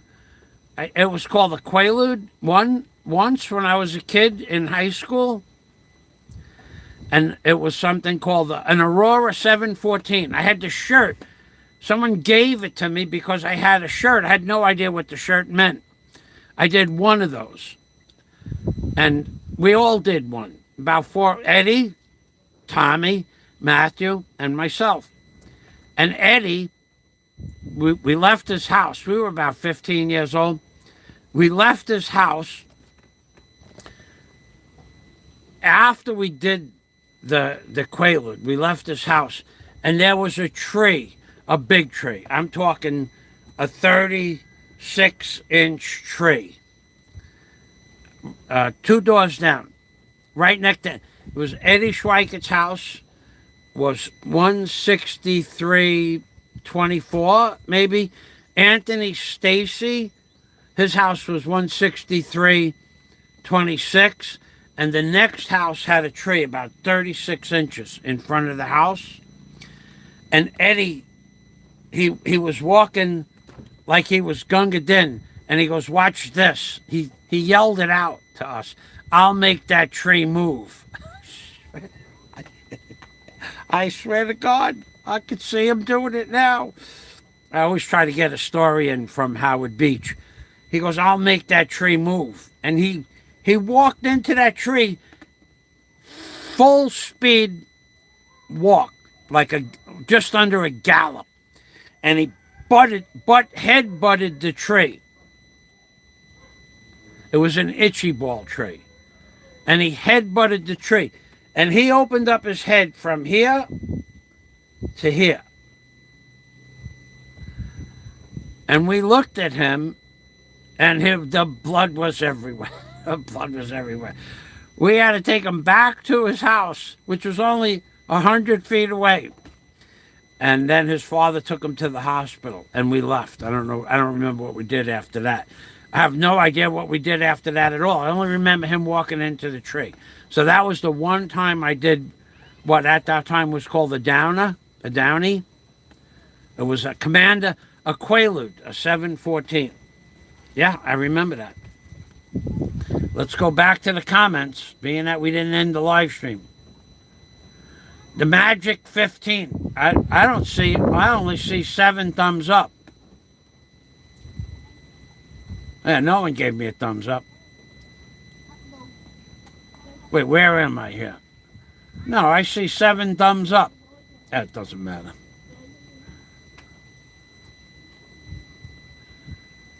Yeah. That's right. General Talia. General Talia. One more. Just one more thumbs up from my friend Al. Reach the Magic 15. I don't see it. I only see 7. I don't care. 7 thumbs up. Right there, see? 1, 2, 3, 4, 5, 6, 7.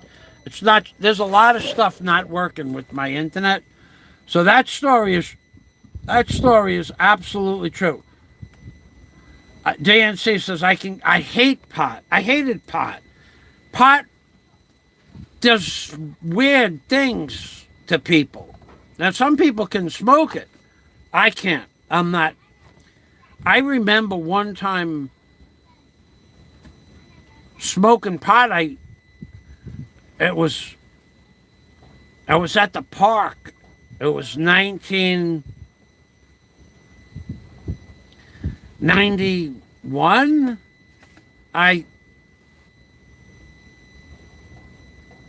No, it had to be 1980s, in the 80s, because I still had a house. I had a house. I had an apartment on the water on 95th Street. Yeah. And I smoked pot with a girl in the park. There were three girls in the park. And one of them said to me, and I said, nah, I don't smoke pot. And they come on. So I took one puff, one hit, one inhale, whatever you want to call it, a hit of pot. And I sat there. I was on a, not a swing set, one of those monkey bars that made like an arc. I'm sitting there like this. I'm gone. I'm in another world. And the girl walks up to me and says, if I asked you to have sex with me, would you give me a baby? I didn't know what to say. I couldn't answer her. I went through all the ramifications right up until the child graduated college without ever saying a word. Do I want to have a baby? Do I want to have a baby with her? Would it be good to have a baby now? I don't know her. Could I have a baby with somebody that I didn't know? And what is her family like? I went through a million variables, and I never answered her. And a few minutes later, she came over and says, well, what's your answer? And I couldn't answer her. So I'm thinking about it. That was the beginning of a nightmare. So I go home. And I go back to my apartment. And what did I decide to do? I decided to organize my apartment. All of my apartment. Everything in my apartment. Kitchen cabinets. The drawers with the utensils. My desk drawers. Everything. I'm going to put it all together. And I took all the drawers from my office furniture and all my kitchen cabinet drawers. I kind of kept them in separate piles, and I turned them upside down in my living room and on my couch and on my coffee table and on my counter. It took me a month to put all that stuff back together. I never smoked pot again until 2001. That was 20 years. 20 years went by before I did that. I didn't do it again, but 20 years went by. I said, I'm done smoking pot. I'm done with that. 20 years. Renew the page. Renew the page. So if I have 46 thumbs, somebody's buying thumbs from me. There's no way I would get 46 thumbs. But I did tell a good story. So that's true. That I'll never forget that. 17 thumbs, I see, Alan. 17 thumbs. So, and it took me literally took me 1 month. 1 month. It took me a month to clean up my living room floor. I took every drawer, every cabinet, every utensil, everything. I just put it all in the middle of the living room floor. I remember my dog and I had to walk around that stuff for weeks. I put it all back together, but it took a month. Oh, and I swore I would never smoke pot again. That was crazy. Aloe de Winter. 79 thumbs up now. You got to refresh. I refreshed the page, Aloe. I do. Aloe Speaks, I do. Watch, I'm going to refresh the page. 19, and here we're going to refresh the page. And then we went from 19 to 18. We went down one. I don't know. Yeah, no, it was pot. It was pot. They were young girls from the neighborhood. I was in 87. I would have been 32. And they were about 30. No, they were girls I knew from the neighborhood. I didn't hang out with them. They just happened to be in the park, and they were not my friends. I knew who they were, but I didn't hang out with that group of girls. No, it was pot. And I just took one hit. Aloe's playing games here. No, I never answered her. I never did answer. I don't remember ever answering her. And then I saw them a few days later. I saw them in the park because I lived across the street from the park. And she said, do you have an answer? I'm going, no, not yet. Wiki Stick. It could have been Tie Stick. I know what Tie Stick is. I remember that. It went from 19 to 18. Aloe thinks that's funny. Until we hit rock bottom. Bite 20, Bite 008. You're a new guy on my channel, always posting good stuff. So I wonder, that baby would have been 97, 107, and 6. That baby would have been 26 years old now. That baby would have been a year older than 87. 2 years older than one of my children. That would have been but not as old, but 20 years younger, 30 years younger than my oldest child, 30 years older. That's amazing. So, no, I'm not going back to the States. No, well, I have a house in America. I think all that's going to be taken care of without me being there. So, no, I don't plan on going back to the States. I took everything I wanted from the States. I might want to go back and visit some family that I have in the beach, but no, I have no plans to go back. You know, I have another exit visa coming up in 2.5 years. I might go back to America at that time, maybe see some family, but no, I have no plans to go back and stay there. As bad as the infrastructure is here, it's better than America in a lot of ways. So here, look, why would I want to go back? I wouldn't be able to live on the water like I once did. And this is the view from my room. That's it. Where I'm sitting, this is the view from my window.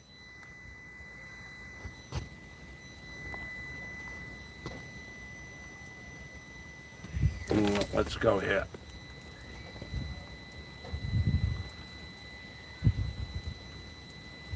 All those white marks out in the deep, the blue water, that is deep water, the blue water. And then the green water is, that's between the reef and the shore. That's called the coral zone, C-O-R-A-L, coral zone. And the blue water is called the deep, D-E-E-P. Now, the barge is gone for the day. They took the barge away, I think they took it away yesterday. They do, the Chinese people own the barge. The man who owns 3 biggest dive centers in Bohol, in Alona Beach, and also here, owns the barge. And that barge is used to teach students how to dive. So they take that barge over to Balikasog Island, or that the wind is coming in from that direction, beating up the shoreline. They could have taken the barge around the point, which is a mile away, and they could have brought it to what's called the lee, L-E-E, side of the island. So they may have brought it to the lee side of the island to eliminate the waves for dive instruction, or simply to get the barge out of the weather, because we had a squall yesterday with 60 and 70 kilometer winds. I know because I was in it for 25 minutes. I was working on an engine and the motor. I was doing some painting, which you guys, most of my friends can attest to. And it started raining, and I said, I better put this stuff away. There's a cloud over there. And within about 90 seconds, it wasn't raining. It was a torrential downpour. A minute later, there were 70 kilometer an hour winds coming from the ocean. And that's happened almost every day for 2 or 3 weeks. Squalls like that day and night. So to move to America, to live on the... To move, we lost the internet. To move to America, I've lived on the water. I lived across the street from the water since I was 5 till I was 19. I moved out of my mom and dad's house when I was 19. I moved onto a deep water canal. From there, I moved to Brooklyn for 2 years. I lived there for 2.5 years, and then I moved to Brooklyn for 2 years. I was hired by the Shish to do private work. only work for the shish. I worked for a man for 2 years, just doing his work. He just bought houses, and he wouldn't let me hire a helper. He just said, "No, you work by yourself." And then all I did for 2 years was do his work. Then I left and went back to the water, across the street from the water for a year, and then I got an apartment in 1980 on the water, and I've been on the water since. So to go back to America to get a house on the water, to pay that kind of rent, I could not afford that. I never banged a pot for DNC. Heavens to mortgage rate. DNC, he got the mail. My friends, they get the mail. They know what I'm doing when I'm not sitting in my room, and my friends know what I do all day. They know about the junkyard. They know about the parts. They know about Cebu. They know about the repair jobs. My friends know these things because they are my friends. They are the trusted ones. I give them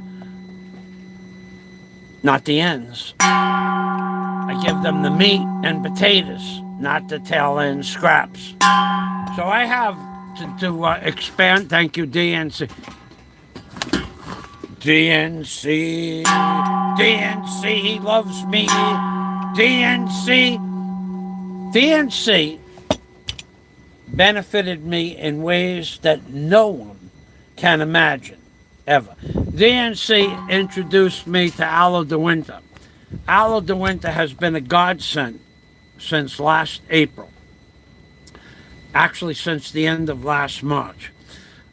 Aloe de Winter is one, if not the funniest man I've ever chatted with online.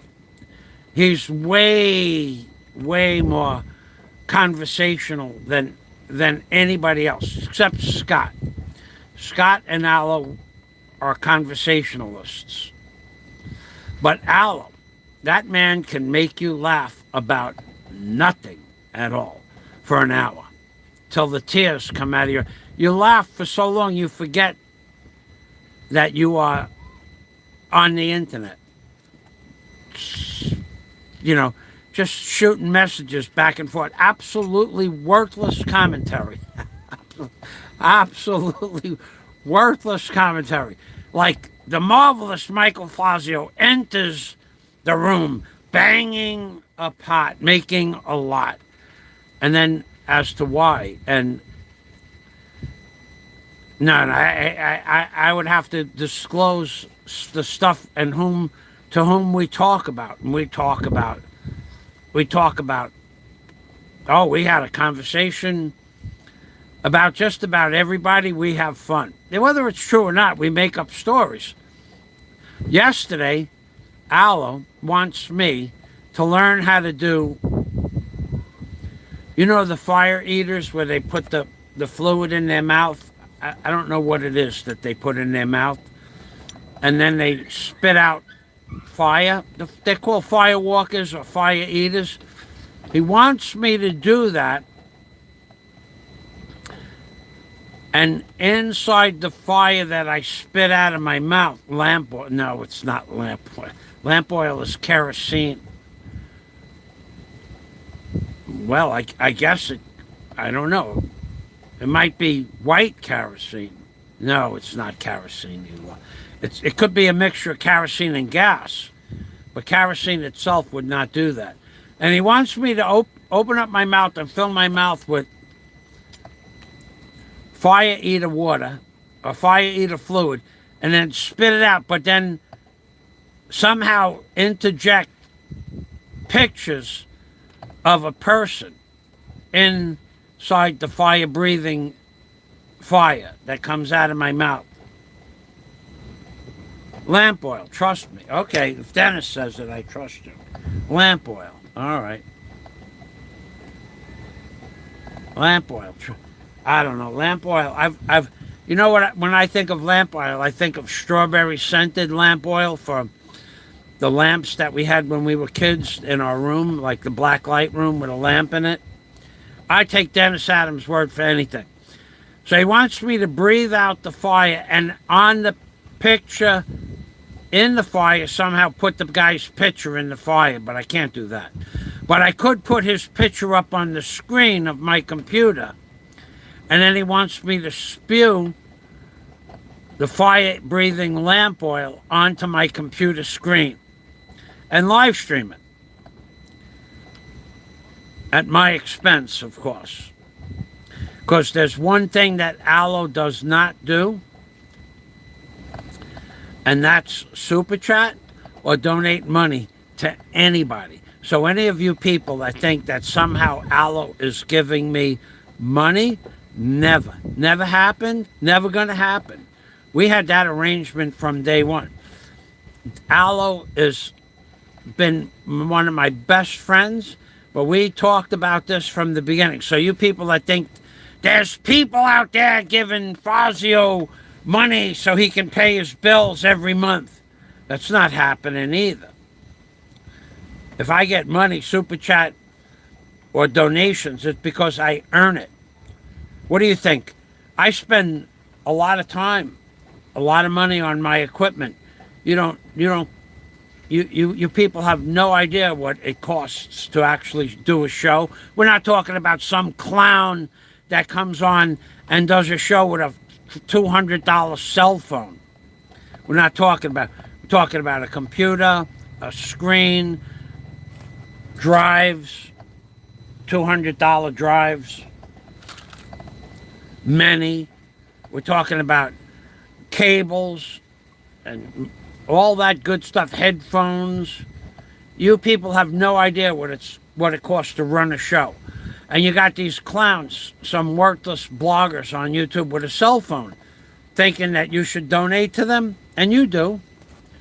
All right, let's get through these comments.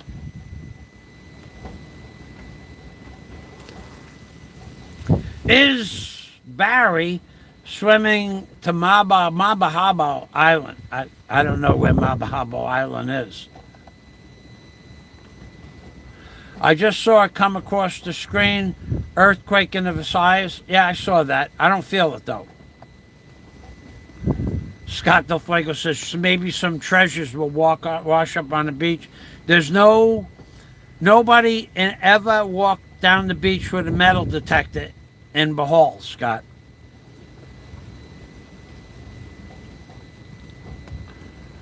Like Brooklyn Del Sur. No. Like Brooklyn. I lost track of what that meant. They know about the tattoo girl.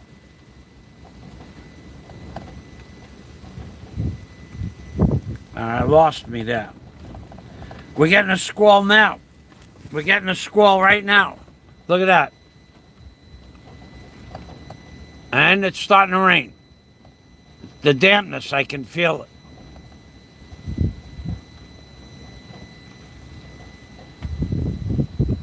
Yes, sir. We're going to get another squall. That gives you guys another hour online with me.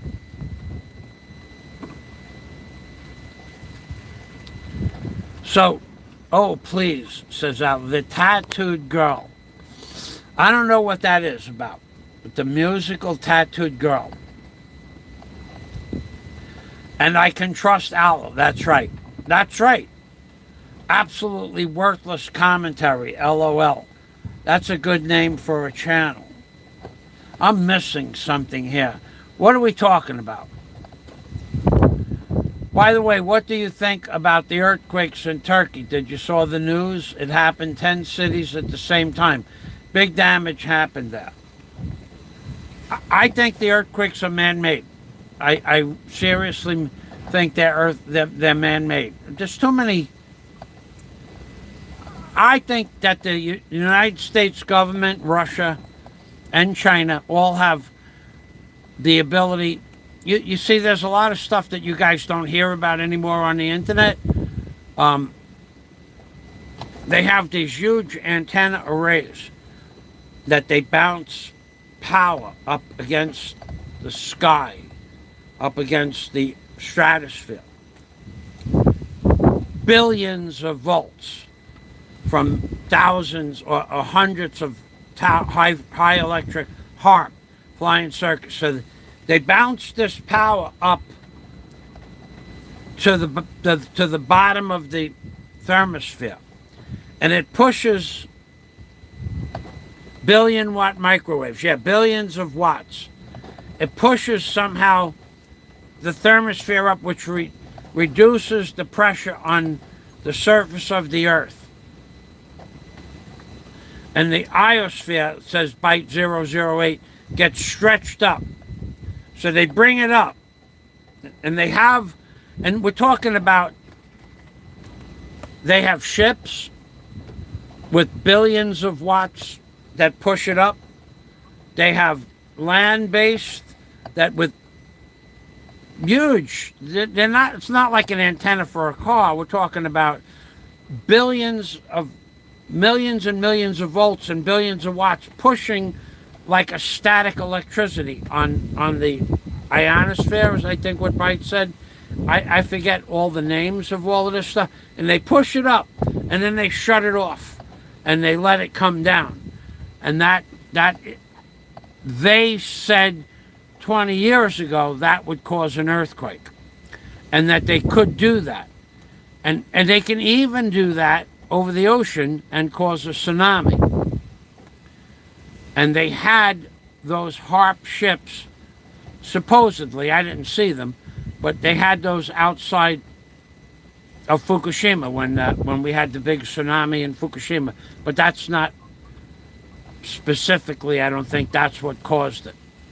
But they have them on ships that move from one place to another.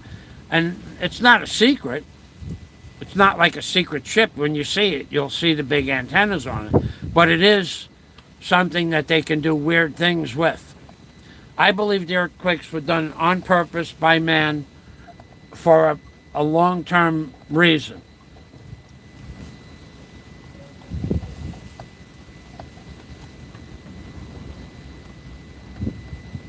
Okay, HARP says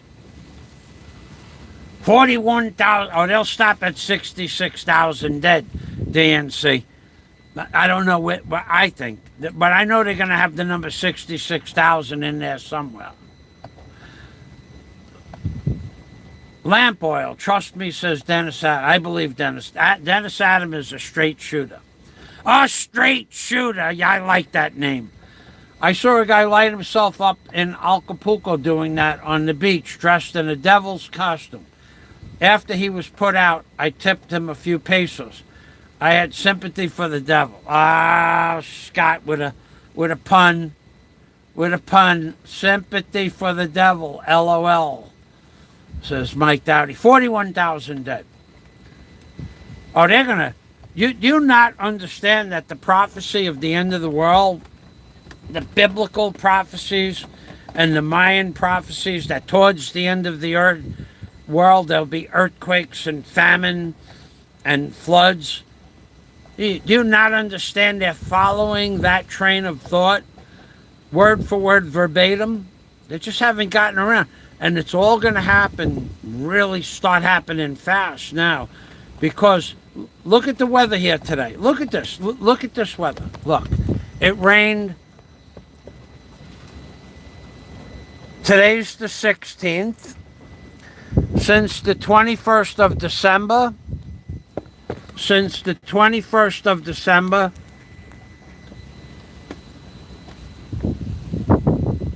60 days would be 55 days. It rained 48 days out of 55. Well, 49 days because it rained before. 49. I'm keeping track. 49 days it rained, and we were supposed to have summer January 6th. So that would be 40 days ago. We were supposed to have summer. It's rained every day. Or squall. A squall and rain. Typhoon and rain. They're doing this on purpose. They're destroying the economy of the middle class in a multitude of ways. So you say, well, how does rain destroy the economy in the Philippines? How? What is the Philippines known for in the summer, which is now? Diving, snorkeling, and scuba diving. What is not happening now? Diving. There are no dive boats out. Nothing. Zero. There's nothing out there. You don't see any dive boats out there now. Nothing at all. There are no dive boats on the Bohol Sea on this side of the island. And I'm going to go one step further. That the wind is what it is here now. There are no dive boats. Now, right now, there are no dive boats in Balikasag Island with divers in the water. If there were this morning, they're gone now. They're on their way home. And there's no dive boats going out this afternoon. Therefore, the 200 plus dive boats that we have here in Bohol are not being used today, this afternoon. They weren't used yesterday at all, or the day before, or the day before that. That destroys the middle class economy. Diving and fishing is a big industry here.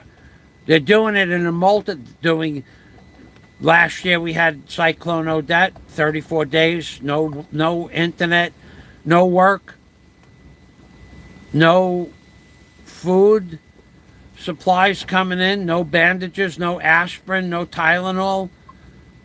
Nobody made any money because there were no supplies. And then 2 years before that, the lockdown. They're destroying you. You guys need to look up the big picture. You guys need to read Agenda 2021 and Agenda 2030 and read the big Klaus Schultz, the big reset. They are gonna, by the year 2030, the exact expression, you will own nothing and like it. You won't own a car, you won't own a boat, you won't own a house, you won't own any guns. You won't have an airplane for those few people that have boats, cars, and airplanes now. You won't have any of that, and you'll like it.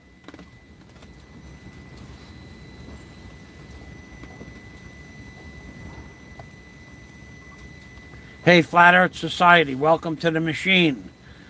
New Zealand has had a powerful cyclone, now an earthquake this morning. Are they created by the New Zealand government or other government? It's all the world order. They're doing this. They're doing the middle class, all societies worldwide, all over the flat earth, the globe, the earth, whatever you want to call it. They're destroying every middle class society systematically. Everyone, flat earth. It's in the cards. You need to go review Agenda 2030 and or the Great Reset.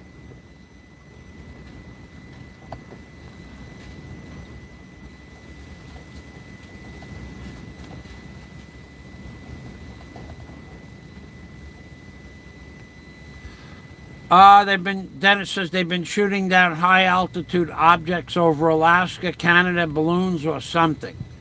Yeah, I don't. That's another thing. They never tell us what they're doing with that. They're not going to tell us. And I said, why are they shooting them down over the ocean? Why don't they shoot them down over Montana? Montana has 1 million square miles of farmland, for forest. Then they could retrieve the transistors and know what they do. It doesn't make any sense. But they came back from ruins after the war and were killing with manufacturing, working their butts off.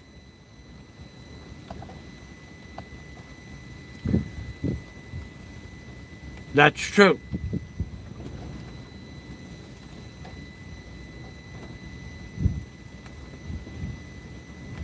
But they could charge their, right, and I gave everybody free electric, is what Scott is saying, to charge their cell phones and their gadgets for 34 days. Scott's prying me. Scott wants me to talk about what I received in return. Nothing. Zero.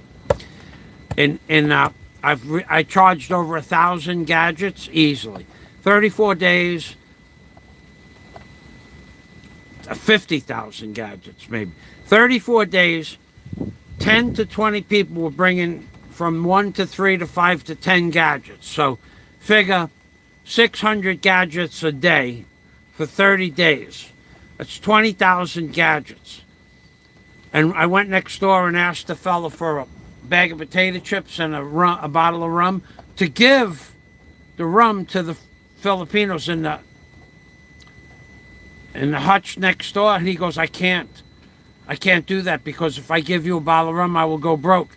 And I says, I just gave you free electric for 8 or 10 gadgets that you were charging people to charge their gadgets. You were bringing their gadgets over to my house. And he goes, yeah, but you're rich. I said, let me tell you something. The next time we have a blackout, I'm not giving anybody electric. Not going to happen. Nobody. Zero. Nada. I will give Stanley House all the electric they need. Everybody in the Stanley House will have free gadget charging, because they gave it to me for years. Nobody else, not one local, will ever get a peso in free gadgets, because every single person that owned a tricycle or a hobble, not one of them ever gave me a free ride. That's okay. It's okay. I made them all happy for 34 days, and they gave me nothing back in return. That's just the way it is here. You have to get used to that when you live here. It's nothing special. You're rich. They say it. You gave because you gave from your heart. Okay, but you could give me a bag of potato chips and a bottle of rum after you charging 34 days, 10 gadgets a day, and you charging other people money. You were making money from my generator, and you wouldn't give me a 20 peso bag of potato chips? It'll never happen again. Take that to the barangay captain. I don't care. To come here, you can give your life savings away. They will say sometimes thank you. And that's all you're ever going to get. Thank you. That's it. That's just the culture here. So you have to learn from the time you come here. If you want to give, you give from your heart. That's their expression. But don't expect anything in return. I gave a woman dozens of kilos of rice and foodstuffs who worked at the Stanley House when I lived there. And one day I said to her, you want to do my laundry? And she told me, yeah, 35 cents a kilo. I said, well, I could bring it to the laundromat for 28 cents a kilo. Yes. She was charging me 25% more to do my laundry than I would pay from a stranger after I gave her a couple of $100 in foods over the course of a year. Why are you charging? Because you're rich. They say it because you're rich. Okay. You're rich. I'm rich. Remember that.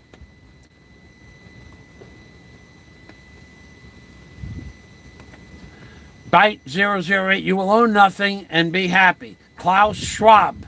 That's right. He knows. Aloe de Winter, Wef Davos.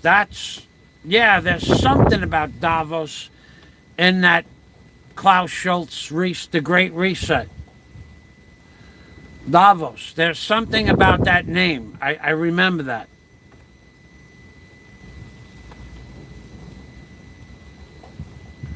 When the Woof is not there, it's a small town up in the Alps. I go there every now and then. So Aloe was talking about Wef Davos. It's probably where the elite hang out. Is that correct, Aloe? Boring up there. New World Order. Wef, UN, and the rest are a bunch of zealots who want an uber-wealthy class of oligarchs and everyone else poor and dependent. That's true. Oh, it's raining now, baby. It's raining now. Big time coming in. I can feel it.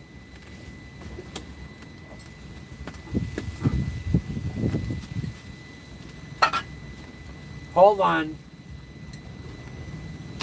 Need to shut that window. It's raining on my bed, on my pillows, on my sheets.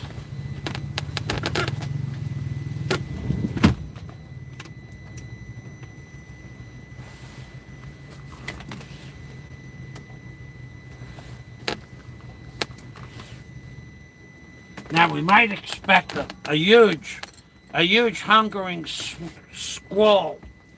Maybe. I need to get a bottle of water. Be back.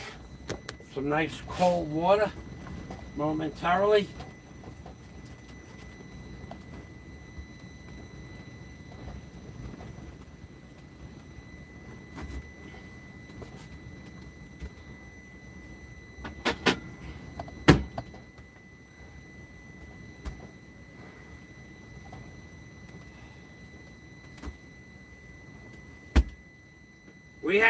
Yesterday we had, no joke, we had at least 3 blackouts last night, at least 3 blackouts. And then we had internet outages all morning, right up until the time I started my live stream. We had at least 5 or 6 internet outages. We have storms from one end of the Philippines to the other, is what I'm saying. I want to finish my soup. I'll be there in a minute.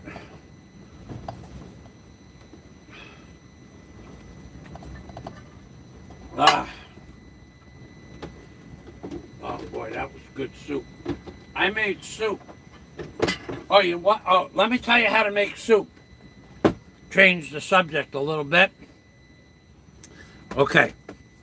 I made soup. I know that you guys are going to say that's crazy. No way he did that. No way I did that. No way he would do that. I did. Accident. I came across an ingredient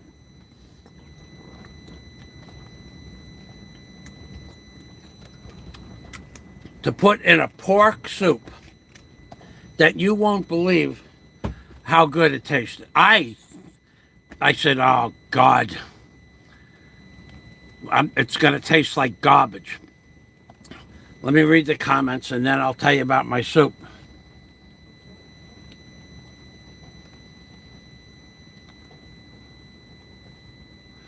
Not even a bag of chips. That's true. The guy 2 doors away, Jonas, you want to send him an email? Send him an email if you can figure out who he is. After 34 days of free electric, I never asked him for a bag of potato chips or a soda or anything. He came every day with 8 or 10 or 12 gadgets. People were bringing gadgets to his store, and he was bringing them to me and charging them up. I can't imagine anybody having 5 cell phones. Anyway, at the end, I didn't need his rum. I didn't even drink at the time. And I said to him, what? There was the men next door asked me for a bottle of rum. So I said, wait, I'll go get one. And I went over to Jonas. I said, Jonas, give me a bottle of rum and a bag of potato chips for free. Libre. Oh, no, I can't do that. Well, what do you mean you can't do that? I gave you electric. Yes, because you are rich. If you're not going to give me a bag of potato chips and a bottle of rum, talking about 145 pace, $3. After I let you charge up 10 gadgets a day for 30, you're not going to give me a bag of potatoes? No. Okay. So, hey, LaRue, thanks for stopping by, my friend. Thank you. He said, no, I'm not going to give it to you. You're rich. Okay. I have never, ever, ever, ever, ever, ever, ever, ever, ever bought another thing in his store. If I need something, I walk up the block, or I do without. I'll never buy another. I will never spend 5 pesos in his store again, ever. And I used to buy, if I wanted something from his store that I wanted, like rum for the men. If I want, years ago, I don't do that anymore. No No more pasalubong for the locals. No more. None. Gone. Finished. We're done with that. So we gave out thousands of dollars in free stuff. Nobody ever even offers you back a ride on a motorcycle for free. Scott saw the first time I ever got a free ride on a motorcycle was 2 weeks ago. I'm on my way to the city. After all I gave for the neighborhood, that about $4,000 since I got here, up until Christmas last year, not this year. After all I did for the people here, no one ever gave me a free ride on a motorcycle. But 2 weeks ago, I'm walking up the block, and Scott and I were on Skype, and a fella stops by to give me a ride. He goes, "You want a ride?" Just up the block. It's only 850 feet. And I was already 700 feet to go. I said, "Yeah, I'll take a ride." But he didn't just want to give me a ride. He wants a job. He knows that I'm getting close to going back to working on the hotel. They know these things. They can tell because of some things that I did. So he knows by the grapevine, or he saw, that I'm getting ready to go, maybe go back to work. Maybe not. But he wants a job. He didn't ask me that day because that's how smart he is. But him I gave electric to every day for 30 days too. And he had a boat battery that was 1,200 cold cranking amps, which was okay, but it would have cost him $1 a day to charge that battery every other day for 30 days. So he would have had to spend about 700, 800 pesos. And he would have to bring the battery to the shop a mile and a half away. They don't do anything for free here. Nothing. Forget that.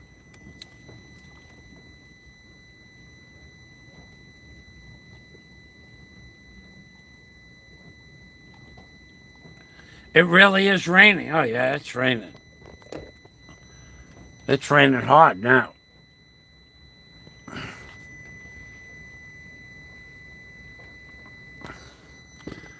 It rains every day. They're doing this on purpose.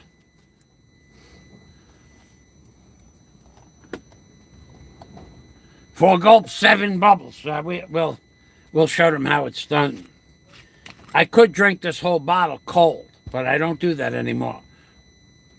4 gulps, 7 bubbles. Watch this. Ready?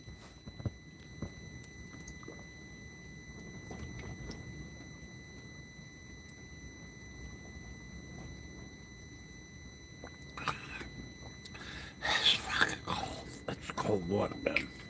That is really cold water. All kidding aside.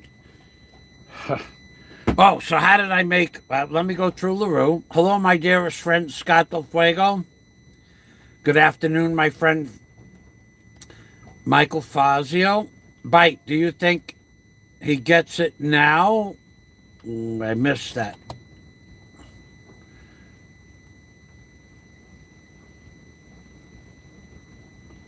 Oh, yeah. People, okay. People don't get my irony and humor. I'm hated for nothing. Probably my association with Jack Thompson. Yeah, there are people hating on us because we're friends with each other. But it's okay for them to all be friends, that they make up stories and lie about 3 of the most talented people in the community.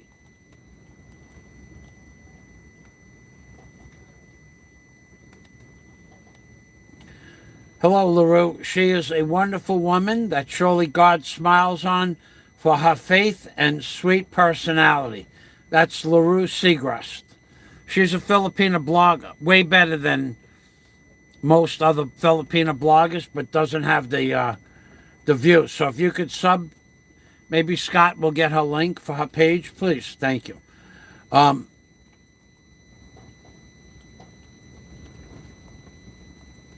wonder why I'm not getting notices for LaRue. I don't know. I don't know why I'm not getting notices. DNC's Human Circus, new video. Fazio watches YouTube. All right, let's see what that's about. I'll have to kill the sound here.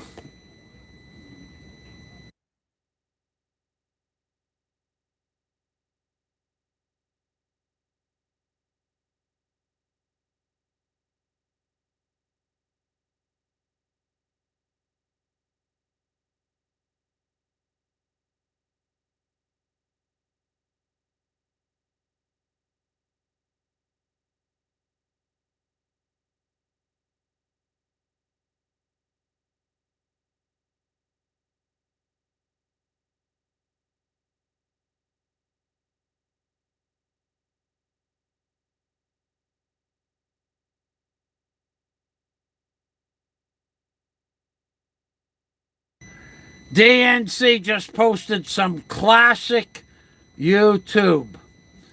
I can't even put that up on my channel. Thank you, Scott. Okay, so DNC, let's post DM. This is some of the, remember when that guy I was talking about the asking me to go to Mindanao and become a part of his tribe, and I was gagging. I opened that video up, and that's the thing about me gagging. You want to see somebody truly gagging. I mean, not just gagging like that. Gagging, like near death gagging. So let me tell you how I made this soup. I made a soup. I'm cooking, right? I make all my own food. I do not buy store-bought food anymore. I don't do it for a very specific reason. Number one, I went pretty much back on the carnivore diet. So once a week, I have one ramen noodles. Once a week. That's about an ounce. That is a classic, Scott. So I might have an ounce or less of noodles once a week. Or I have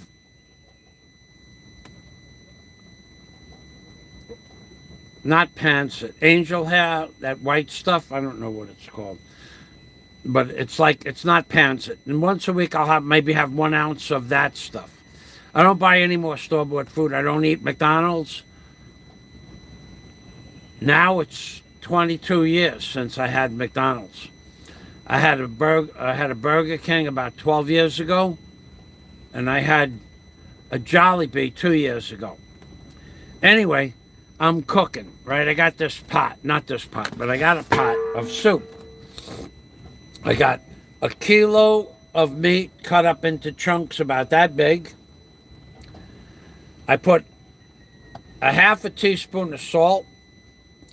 I put 1 teaspoon of kind of like a ramen noodles flavoring, because a lot of times with the ramen noodles, I will only use 1 package for three noodles. So I open up the package and use 1/3 of the package. So for years, I've been doing that. So I had a whole container of these packages saved. So I put 1 ramen noodles package in here, 1/3 of a teaspoon of salt, and the pork, and three cloves of garlic, big cloves, or a half a small bulb, one or the other. So I'm making coffee, and I put the cover back on the coffee, and I put the container of coffee back up on the shelf. But then I realized I didn't put enough coffee in the soup. I mean, in my cup. So I picked it up and I went like this, and when I took the spoon of coffee out of the cup, I didn't drop the cup, but when I took the spoon of coffee out of the cup, I don't know why I turned around, but the whole spoon, a big spoonful of coffee, went into my soup. Freeze-dried coffee. And I'm going, well, it's just coffee, right? I mean, it ain't going to kill me. It made the soup taste like something from a French restaurant. I swear. Just regular powdered coffee, freeze-dried coffee, instant coffee. And it was about 1 tablespoon of freeze-dried coffee went into about 1 quart of soup water. It was delicious. Now I do it every day. I throw coffee in with my pork soup. I love it. It was an accident. That's red eye gravy, man. Oh yeah, it was delicious. It was probably, I'm going to myself, when I had my dinner, I said, well, I forgot all about the coffee falling into the mix, and I'm going, why does this taste so good? I'm thinking to myself, what did I put in here? It was that coffee. So now I do it every day. Every day I have the most delicious soup. But I don't buy any more food in the stores. Nothing. I don't care. If I'm out and about, and I have to, I will. But then when I'm out and about, I'll buy fruits, like bananas. I like bananas. I'm not crazy about the oranges they have there. They're not real big and they're not real sweet. I like apples. But I won't buy restaurant food anymore because it has too much salt in it. I cut down on the salt. I cut down on no more sugar. 1 sugar in my coffee in the morning. 1 teaspoon of sugar, that's it. No more sugar, sweets, no more pan, no more bread, no more donuts, no more cake. I gotta lose weight. I am what they call tambok.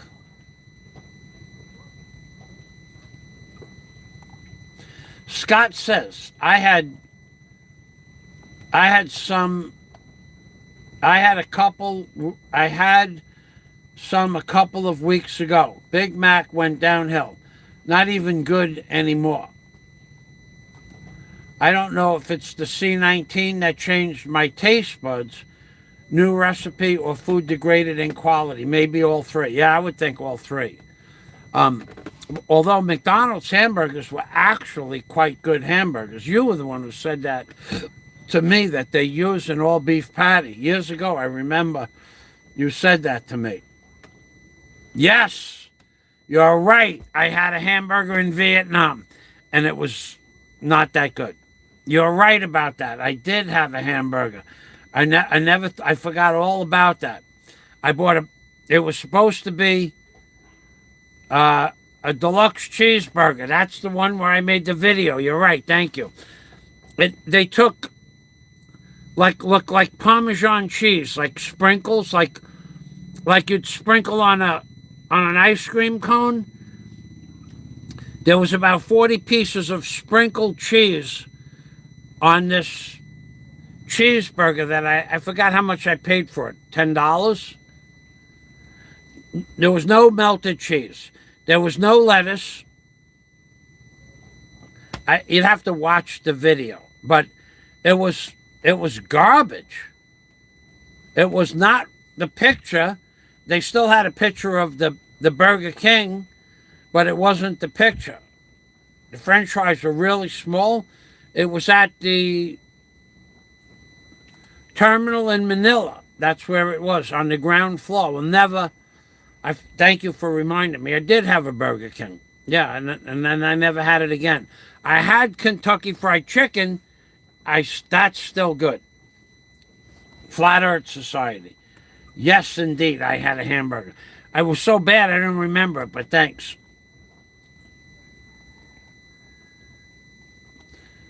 Oh, Scott is being serious. Red Eye is ham, drippings, and coffee. Hey, I put anchovies in my coffee, so who can argue with a man that puts ham drippings I dip my anchovy pizza in my coffee, but I have been known at other times to put anchovy in the coffee itself, like dipping, like I have a dip, like you dip a piece of bread. I've done that. Some barbecue pitmasters add coffee to their meat rubs to enhance the flavor. There you go. There you go. I didn't know that that was true. I didn't know that was a combination. Okay. Okay. That's why it tastes so good. I'll tell you. I make a lot of soup, and I never had that before.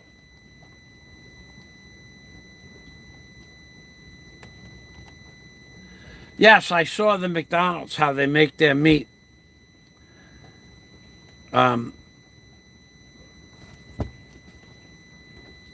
It's good to eat burger with a high quality meat. Super yummy. Yeah, but I will be honest with you. I had that Burger King. It was not good. And I think the last time I had McDonald's was in 2001. I think. I don't remember ever having it, and I was forced to have that because I was doing a job on Ohio Key in the Florida Keys. And Ohio Key wasn't really well built up. It was just a vacation resort. They had no restaurants there at all. And what we did is we drove down to the McDonald's in Marathon Key. At the top of the key, there was a McDonald's. I ate McDonald's. I got agita. I get sick from that. Scott's putting up recipes. The spruceeats.com red eye. Okay. So did you guys get that? Coffee, instant coffee in your soup instead of salt? Oh, it was good. It was really good. And then you could do so much with that soup. You can have the beef, the pork.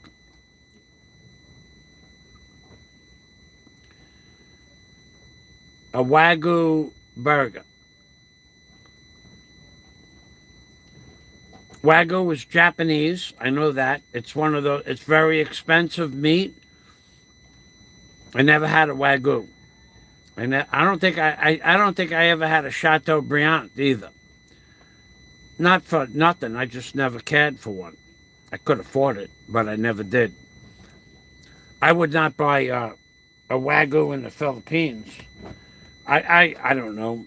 Maybe I would if it's real Wagyu, but how would you know? How do you know what's Wagyu and what's not Wagyu? They could be fake Wagyu. I mean, how is there a way to know? It's a stupid question.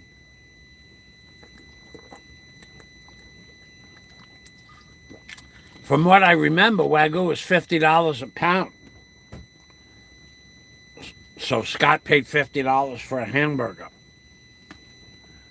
How much did you pay for that Wagyu hamburger, Scott? But I got to tell you, this rain is...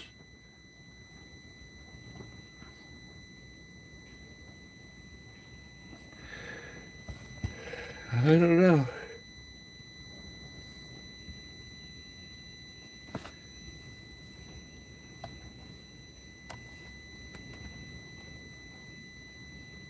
Red-eye gravy on ham, grits, and cornbread. Oh, cornbread. Who does that remind you of?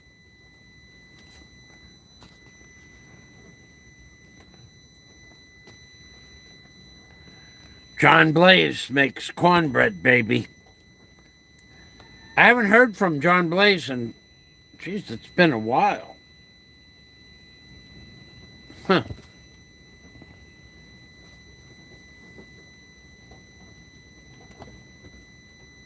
I didn't pay. I mooched it off my long-term friend at his place. Yeah, Flat Earth, that's true. It was a good place to eat, but I don't I don't need to eat all that food. I really don't need to eat all that food. It's not, yeah, you can eat all you want for 4 hours. And the food there, when they made chicken, they would take what they have, that restaurant has rotisserie chicken places in the mall and outside the mall where they sell rotisserie chickens. So what they were doing, which is perfectly okay and legal, is that whatever chickens were left over, they would have roasted chicken chunks. Excellent chicken. Excellent roasted chicken. I mean, you could eat a lot. And shrimp, unlimited shrimp. And I wasn't much for the cake, but it's just too much food. I mean, there's no way you're going to lose weight eating that stuff. You're not going to, you don't, even though I was just trying to stick with the meat, no, I don't need that. I don't need to eat that much food. Especially now. I want to lose weight now. I want to do it. Okay, and I did. I lost 6 kilos since I decided that I want to lose weight. I know exactly how much I lost because I fit into these pants without much pain and suffering.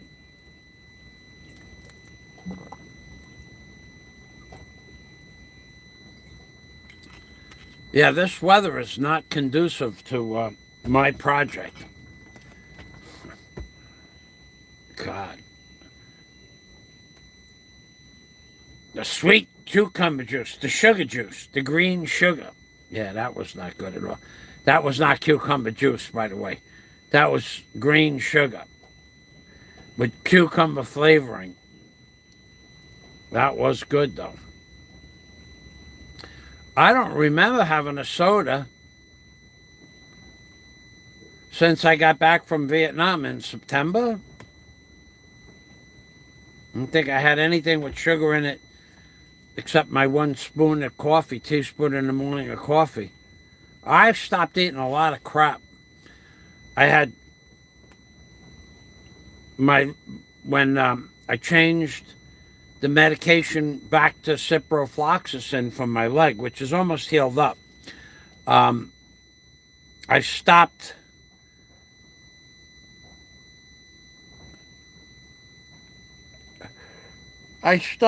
using a product called oyster sauce. The oyster sauce would make, I don't know, I could have salt.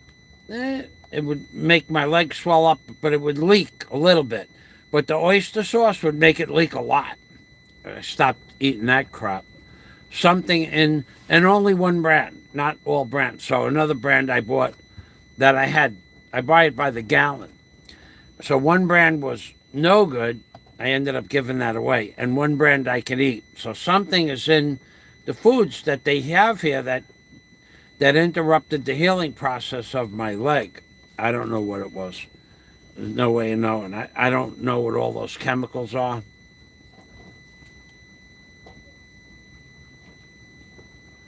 Jollibees. LaRue had a taste burger and LaRue didn't like the taste burger in Angels. Angels is a quick hamburger place here, 2 for $1. 2 hamburger patties, 2 slices of cheese, and 2 rolls for $1. It's not a bad deal. I've eaten that. For $1?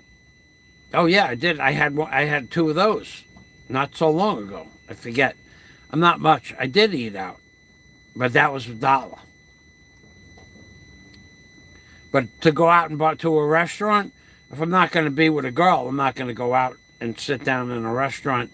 Certainly not a buffet. Yeah, I pretty much gave up eating in restaurants.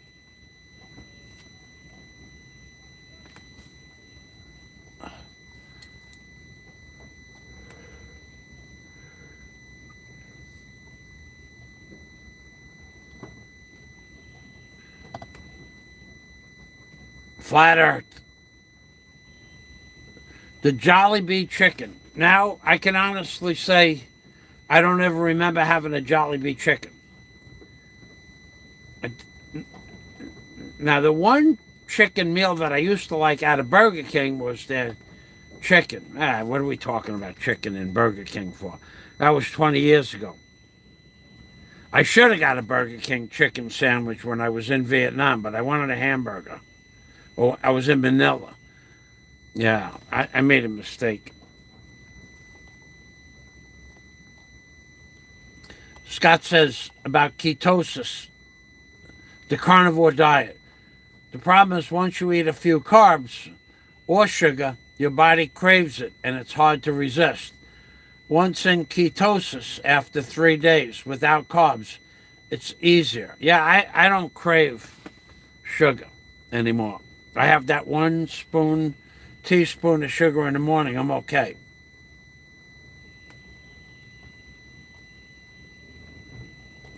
LaRue says, I tasted angels, but my taste doesn't agree. Only the 3 I've mentioned passed my taste bud test.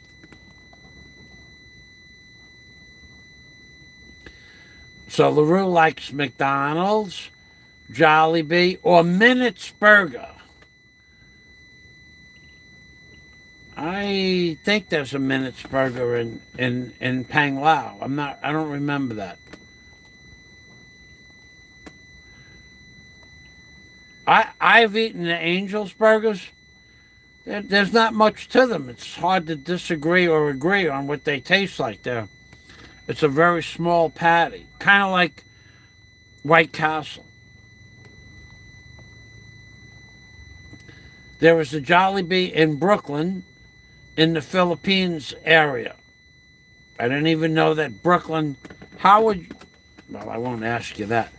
There's a Jollibee in Brooklyn, in the Philippines area, Filipino area.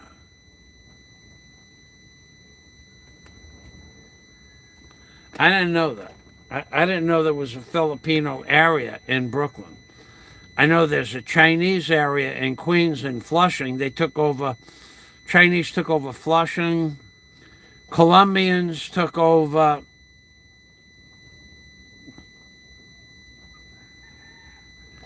a different part of Flushing.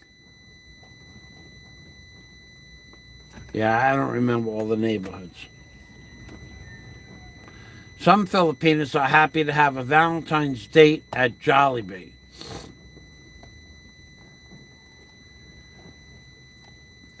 Yeah, because that's a treat for them.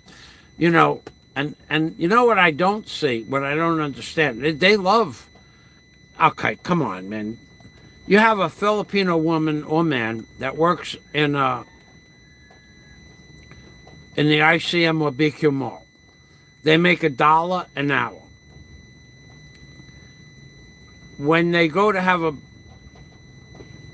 Jollibee, you're talking about 250 pesos for a Jollibee for dinner. And then they go and buy a soda with it. Why? Why do they spend 90 pesos for a soda when you could buy a bottle of Coke, a liter, for 90 pesos? They don't make any sense, but a lot of times on the jeepney on the way home, they'll stop off at Jollibee's to buy a hamburger and a fries and a soda, and then they'll carry that home with them. That's a lot of money for 2 hours of wages for a Filipino or Filipino. That's a lot of money for them. That's a lot of money. 2 hours.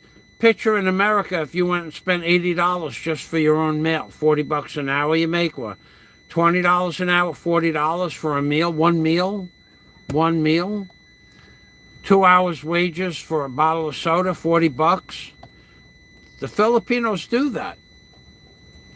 It's like a status symbol to carry home a Jollibees on the jeepney. White Castle, Whitey One Bite sliders. Uh-oh.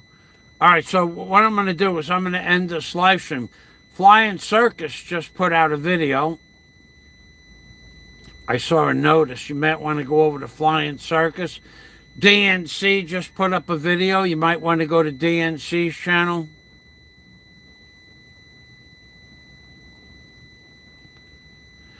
I went to White Castle in New York in 2016. I would never go back again, ever.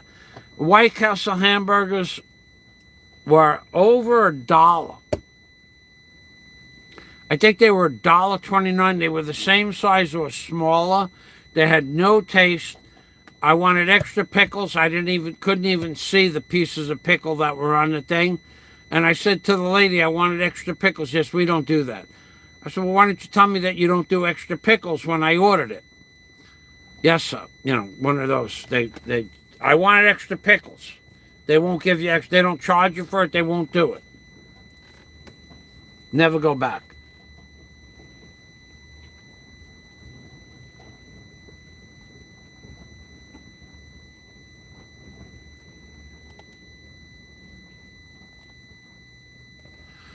Flying Circus, just a short one, old one, nothing big. Sliders when you eat them. Yeah, I used to, oh God, White Castle. How many times, when we were children, in the wintertime, once a week they played cards at each member's family. My Aunt Rose or Jean. The family would play cards once a week or once every 2 weeks, and we would buy, I don't know, a lot of White Castle, 5 dozen White Castles would be a small amount. 5 dozen, that's 60 White Castle, and everybody would have a couple, and we'd have a whole big pile of boxes. I remember that when we were kids. But they were good then. Well, we thought they were good then. I don't know. All right, ladies and gentlemen, it's 2 o'clock. My day is shot. Completely shot. Still raining a little bit. To get to where I got to go to, and by the time I get there, if it starts raining again to do my job, I'm going to be wishing I didn't. Every time it rains, it's raining again. It rains every afternoon. In the morning, didn't rain, and I did my live stream. I don't have a schedule for that, but I got to get to it. I don't like working with greasy stuff in the rain or paint. And my friends know what I'm talking about, so can't do that. I have about 12 more things to paint. Stuff that's not in the videos I sent out yesterday or the day before. And yesterday I go, it's going to start raining. It had a drop hit. It's raining. Within 90 seconds, it was just a torrential downpour. I had to put the mechanics tools away. I had to put the paint away. I had to put the close up where I was working. What a pain in the neck this rain is.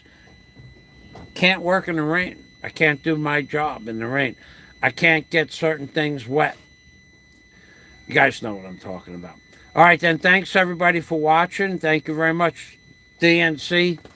DNC gave me $10. Let's do a meditation. We're going to do aloe. Aloe. Aloe. Aloe. Aloe. Aloe. Aloe. Aloe. Aloe. I want you all to sing along. This is a sing-along. It'll bring your energy up. Aloe. Look at my energy. because I did my aloe meditation this morning. Sometimes I do that, actually. And then I close the windows so they don't hear me, but I say, aloe, aloe, aloe, aloe, aloe, aloe, aloe, aloe, aloe, aloe. Now, Aloe is a very busy man. He's getting ready to go out of the country and then back to Switzerland. So he asked me not to contact him, but he contacted me for all the necessary, to all the good reasons he contacted me. So thanks for watching, everybody. I appreciate the love. I don't know about the thumbs up. We got 20 thumbs up. Yay. Hey, big wooden cabinet. You have something to look forward to tomorrow night, baby. I'm making notes and checking them twice. You want to talk about my friends? Let's talk about you. Let's talk about all the things that you're never going to do again. All the places you're never going to see. All the things you're never going to do. And all the lies you told about the money that you collected for your children and didn't use it for that. And all the money that you said you were going to use for family things and you didn't use it for that. You went out and bought toys, green screens, and cameras and lapel microphones. And what about the teeth that they bought you several times? And you went, what did you use the money for your teeth for? We don't know. I think you bought a green screen for that. I think you used the money for your teeth for the green screen. People have been pumping money into your account for a useless, worthless endeavor for years, and you were going to come back to the Philippines years ago. You collected money. You even allowed people to send you money to go to Colombia so you could hire a woman. You're a worthless blogger, dude. I don't think there's anything for you left in the Philippines. But you're welcome to do that. That's up to you. But you, with your hate speech, I'm making notes and I'm checking them twice. We're going to talk about you like you're lice. I'm Big Permy from the Philippines, baby. From Michael Fazio and Daisy May. Bye-bye for now, folks. Thank you, and God day to all of you. Bye-bye, DNC. Scott, Mike, Bite 008, Dennis, Flying Circus. Thanks, guys. Bye-bye for now.